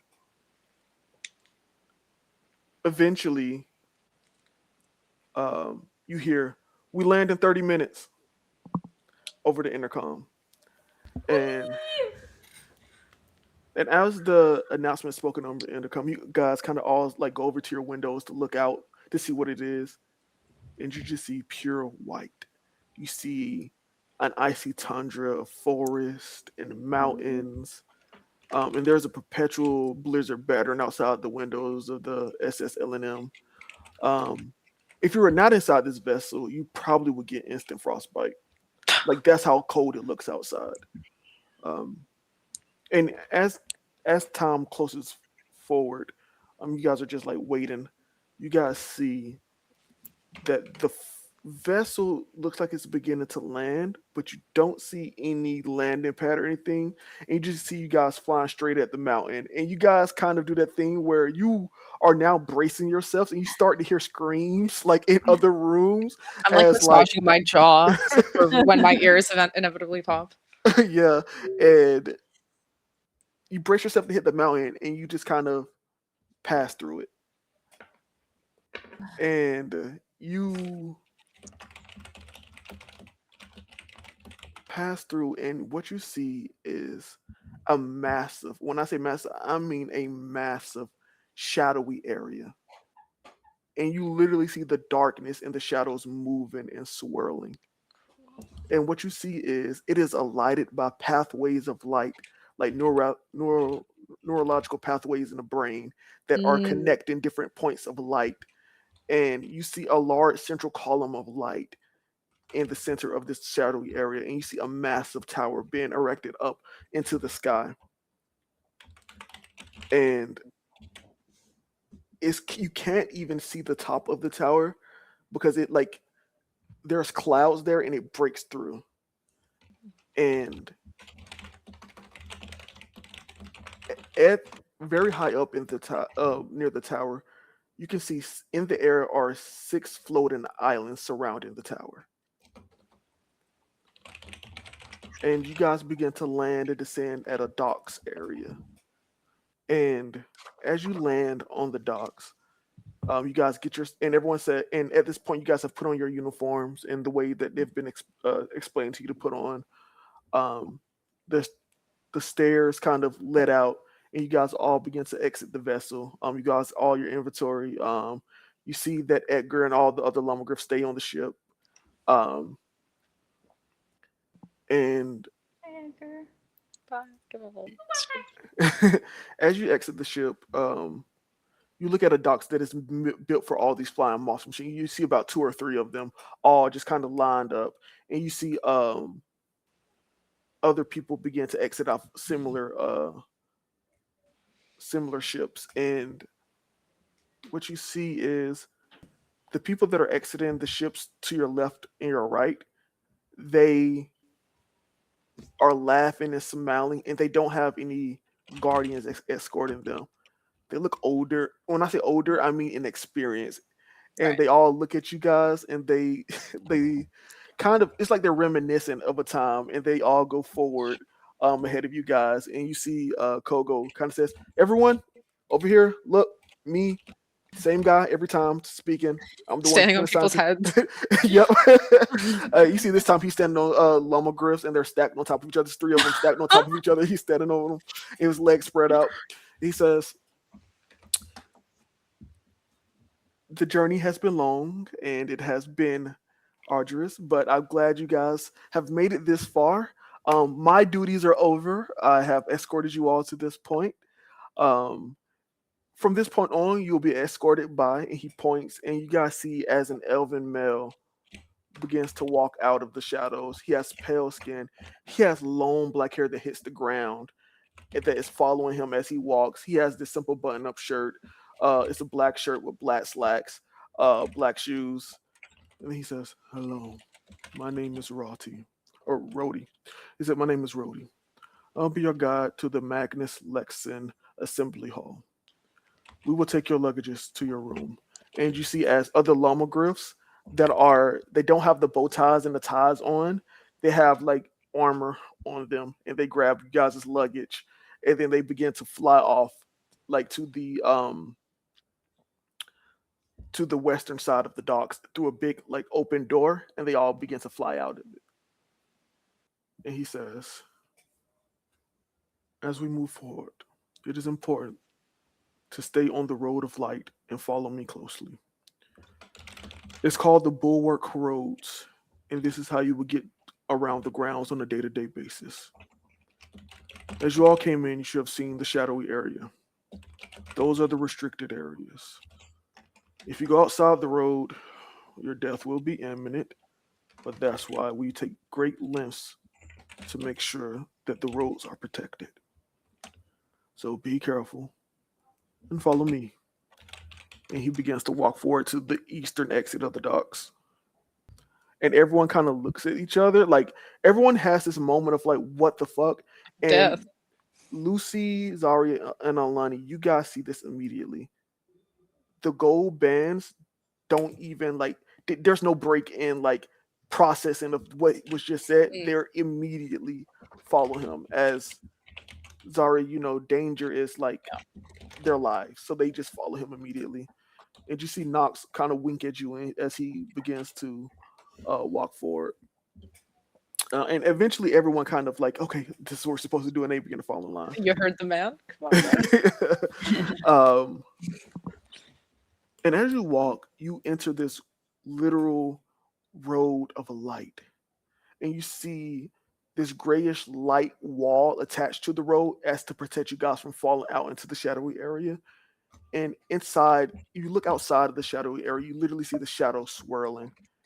And you see like as a handprint of a large creature hits the wall of light, and you hear Rhodey say, "Don't mind those. They're harmless." As he keeps walking. And you see like there should be sound because these things are beating on the walls of light, but no sound is coming through. Um, is there anything you guys in you guys' mind as you guys are walking through this place? I immediately turn to Lucy and Zari and I go, "They don't look harmless!" I don't think they're harmless. I'm just gonna like pipe up from the back of the group. What's the preceding record or history of people who have stepped off the path before? Is there not a very good, retaining rate here? At least twice a year, someone decides to try it, and well, we send their belongings back to their loved ones. Okay. Uh, thank you for being so open about this. And just like press closer to the middle of the road. um, and he says, "Don't worry, you guys aren't able to pass through the barrier yet. So even if you tried your hardest, you couldn't get through. Okay. The people that try to leave are those that think themselves above and think themselves powerful. Um, and as you guys are walking, you see a large 3-story building come up that expands out with this light. And like around this area, you see a large gray wall of light surrounding the area as well as to protect this part of the facility. And on top of the building, you see Magnus Lexon Assembly Hall. And you all are taken inside the assembly hall. And as you get inside, you see receptionists at the desk, and they're all like um waiting, and they all have like signs like welcome and like celebrating. They're all cheering for you guys to make it. You see different llama griffs are lined up in like party like outfits and have like little streamers and stuff as you guys are Oh, walking in. uh, and you guys see a huge hall. Look, once you get past the lobby area, that seats thousands. Um, it's very large. But just as you guys only fill up like one section of it, like, and it's not a lot because this is you're assuming for this entire facility to be filled up or other things. Um, and you all get seated there, and you see as you like go up, you guys like go to like the sixth level, um, and you see at the center is a stage, um, and as you all get settled in, like there's a bunch of chatter and then small talk about what's going on, what's happening, and is there anything you guys are talking about or doing in this moment before something happens? Well, I think this is an organization. Definitely seems like an institution of some kind, yes. Hmm. In the other sections, or when we were stepping off of the moth, and there were the upperclassmen that were like mingling about and heading onwards, um, were they a co-op group of both burgundy and gold bands? Yes. Okay. That inspires a little bit of confidence that And there's you saw that it still was a majority burgundy bands. Like right.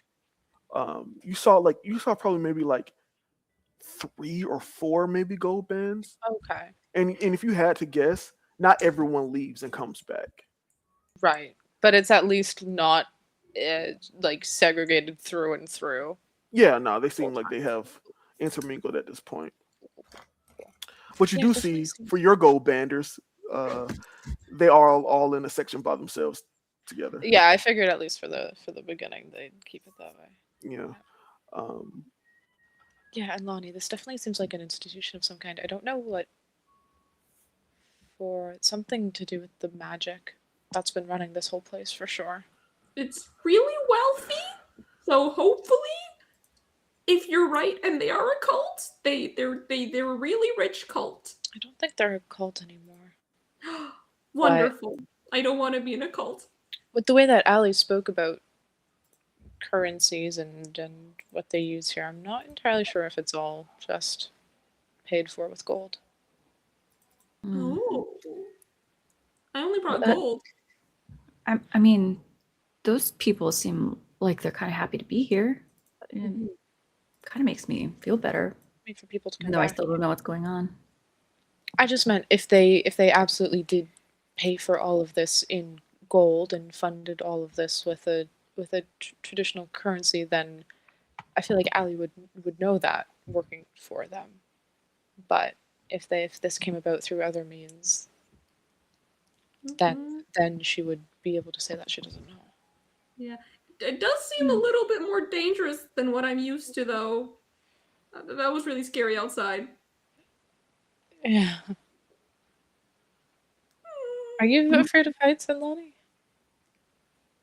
Oh, well, I was on the spire for so long, you kind of get used to that. But, shadows? I don't like shadows. Oh, I don't mind the dark so much. Now, the dark with giant creatures in it is a different story. Not so great with Yes. that. So it's what's in the dark that you mind, not just the darkness itself. Yeah, that sounds good that you think that, but also, if you go into any dark places, don't go with me. I'll keep that in mind. Well, look, if we ever have to go anywhere that's really dark, I do kind of put out a little bit of light naturally, so you just stick by me. Okay, I trust you. Oh, should I trust you? And as you I say, think, should I trust? Oh, go ahead. if anything, it's pragmatic. Yeah. You see, as you say, should I trust you? You see all the lights begin to dim in this place.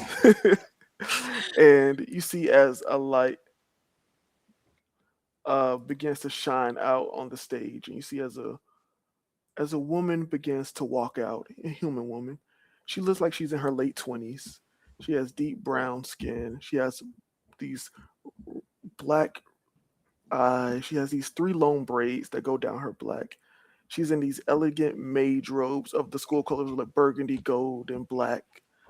And she stands on the stage and begins to speak. Hello, my name is Headmistress Amada Ravenshade. It has been a secret up to this point, but welcome to Felfera Institute of Light and Magic. And that's where we'll end tonight's session, as you guys have made it to the school. And that's what our dear Amada Ravenshade looks like. Oh man, guys, we did it! Ooh. We did it. We made it Session to the 1! school. Session 1, we made it to the school. We did it! Woo! She's We great. did it. We Oh did my god, it. this is so much fun. It was a lot. Ugh. It was a lot. So Heck Oh, yeah. let me start the recording.